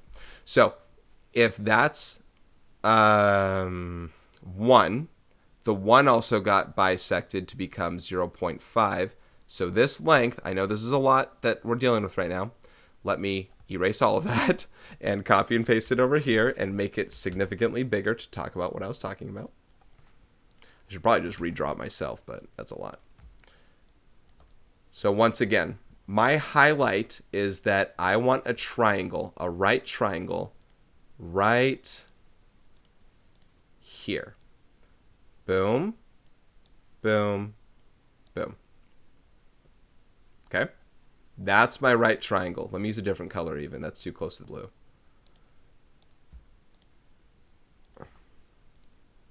There we go. All right, I want that right triangle.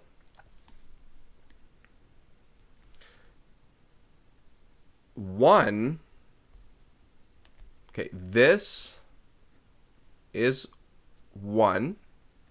This 1 got bisected, so this is 0.5. Therefore, the whole thing is 1.5. So I'm going to erase that to show you that. That's all 1.5 right there. This length here was 1. Remember, this right here is a 30, 60, 90 triangle. We just did say that this thing was 0.5. I don't know if I need to marry myself to the whole, I got to use trig to find out this length right here. Because it's a 30, 60, 90 triangle, this has the 1 to 2 to root 3 relationship. That means 0.5 times root 3 is 0.5 root 3. I don't know if I should be saying these as decimals or not, but I'm going to temporarily for that. Anyway, that's 0.5 root 3. Giving you some information there so we know what we're dealing with. So we do know 2 exact lengths of this right triangle. We know both legs. We still do need to find the hypotenuse of this thing, and we will use Pythagorean theorem for it. Suddenly, I don't want to use decimals anymore. I'm going to use 1.5 is 3 over 2, and 0.5 root 3 is root 3 over 2. Sorry about that. Reason is because I want to. Reason is because in Pythagorean theorem, I can keep this value exact with, fractions or whatnot. So I can have 3 over 2 squared plus root 3 over 2 squared equals what I'm going to call x here, x squared. They said find the 6 trig functions, right? So 9/4 plus 3/4 equals x squared. That's 12/4, and 12/4 is 3. Oh, there's probably an easier way for me to find that. There's nothing I would have known for sure off of that. I'm good with myself. So x squared equals 3, x equals square root of 3. Okay. I'm going to excuse myself. I'm going to forgive myself for not knowing that. I don't see any reason I should have known that was a 30, 60, 90 off the bat. Maybe I should, and I'm just not picking it up. I'm good. Okay, anyway, that's a root 3 right there. So we have our numbers, right? We have our numbers. Plus, they said find the trig function. I'm going to avoid using a calculator, basically, is what I'm saying here. So here's theta. Here's our stuff, right? So sine. The sine of theta is, now, here's the thing. It's root 3 over 2 over root 3. Now, this looks weird to all y'all like this. This isn't what you'd want to do. The 2 is in the denominator. Every bit is that root 3 is in the denominator. This is root 3 over 2 over root 3. The root 3 is multiplying by the root 2 in the denominator, which means root 3 over root 3 is 1, which means sine of theta is 1/2. Okay? Cosine of theta, we have the 3 over 2 divided by root 3. That means 3 over 2 root 3.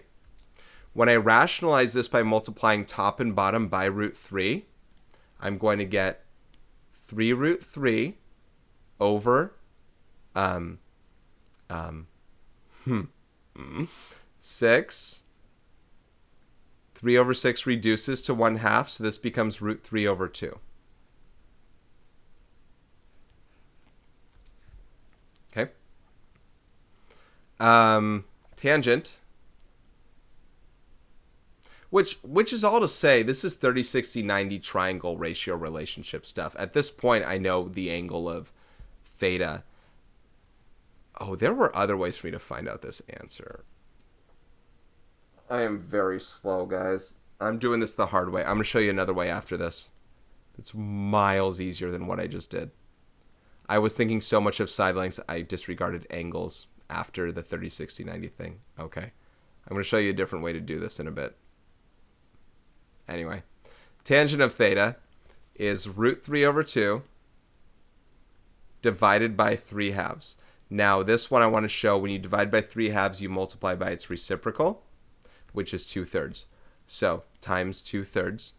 The 2 over 2 cancels. You're left with root 3 over 3. Like that.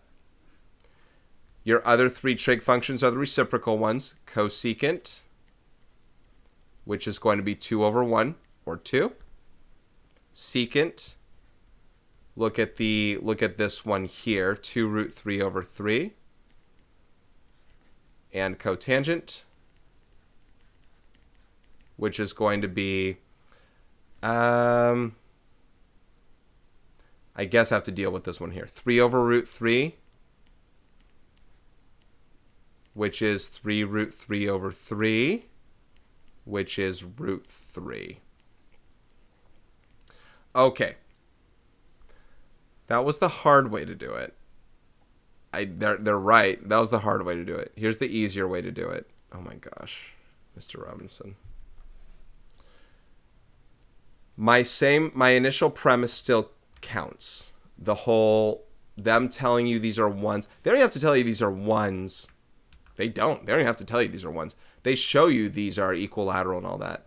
These are equilateral. These are indeed 60s, which means if this is 60 and this is 120 in an isosceles triangle, that means these two angles are the same, this theta and this theta. 120 plus 2x is 180.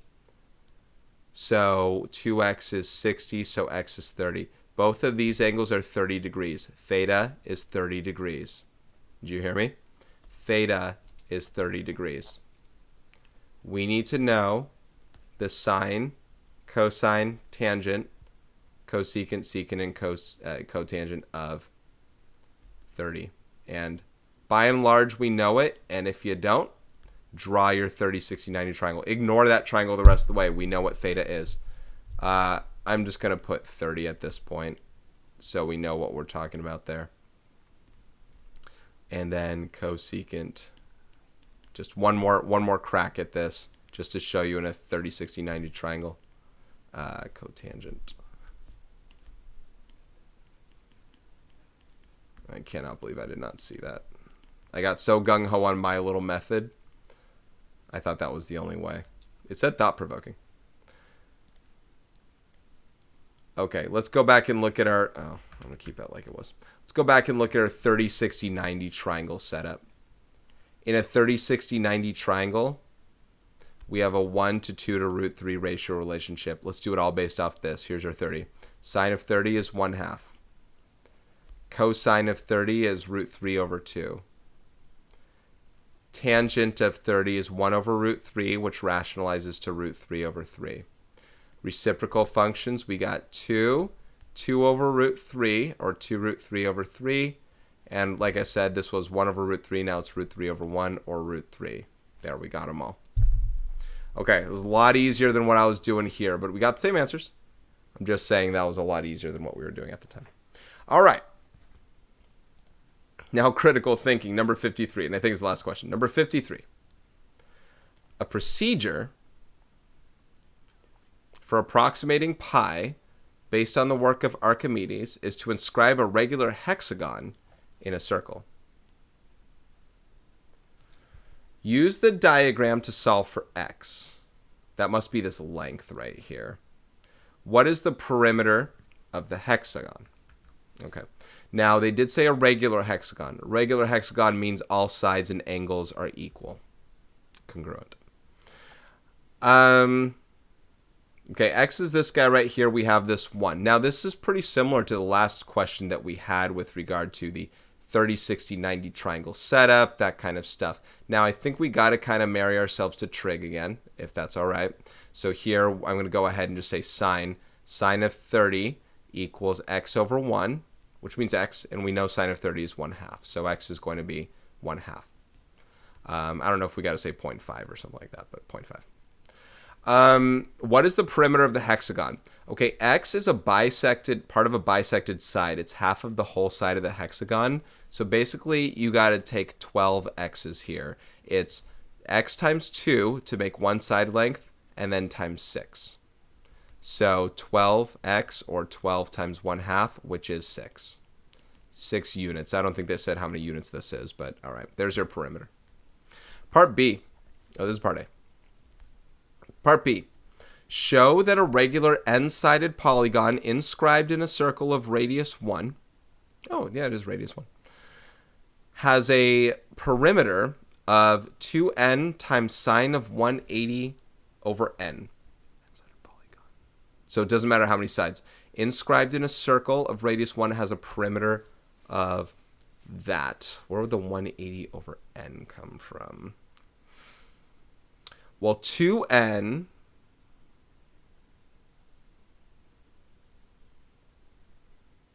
now this is a 6-sided one, right? 180. I'm thinking triangle stuff. So, okay, got it. At least I got one part of it. The 30 degrees here is half of a central angle of a regular hexagon. A full central angle is this whole 60 degrees. That would be 360 divided by 6. But because it's half a central angle, they're doing 180 divided by 6 to get that. So we did the sine of 30 to recognize that. They said radius 1, so the radius 1 thing doesn't matter regardless on that, right? So show this information. I don't know if we have to explain anything, but, well, I'm going to on the central angle portion. Because a central angle is calculated using 360 divided by n, where n's your number of sides, then half a central angle is calculated using 180 over n. Okay, so that part's good. That's where we get that 30-degree angle here, or whatever angle we'd be using in our trig function on that portion, okay? Now, n is the number of sides. X was expressed here as, last time, it wasn't just 1/2, it was the sine of 30. Remember, it was x over 1. So x is the sine of that 180 over n. Okay, so there's that part. X will be sine of 180 over n, because remember, the radius is 1. So it is x over 1, or which is x. So there's that part. And what I said for perimeter before, perimeter was 2 times x times the number of sides. Now, if we use the commutative property, we could also say that as 2 times the number of sides times x, and x is 1 sine of 180 over n. All right, that's how I'm going to say it right there. Okay, I'm leaving it there. Okay, part C. Use the result from part B to find an expression in terms of n that approximates pi. Then evaluate the expression when n equals 50.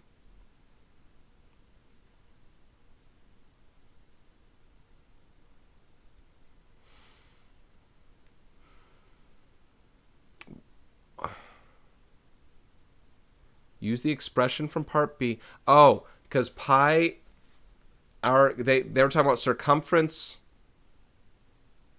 The whole thing's about circumference. They were saying perimeter of this is like representing circumference. So perimeter is about circumference. Circumference is also, it's 2 pi r. If our radius is 1, if r equals 1, sorry, this is going to be rough, then it's going to be 2 pi. So your perimeter is about 2 pi. Therefore, pi is about perimeter divided by 2. So they said in terms of n, approximate pi in terms of n. So pi is about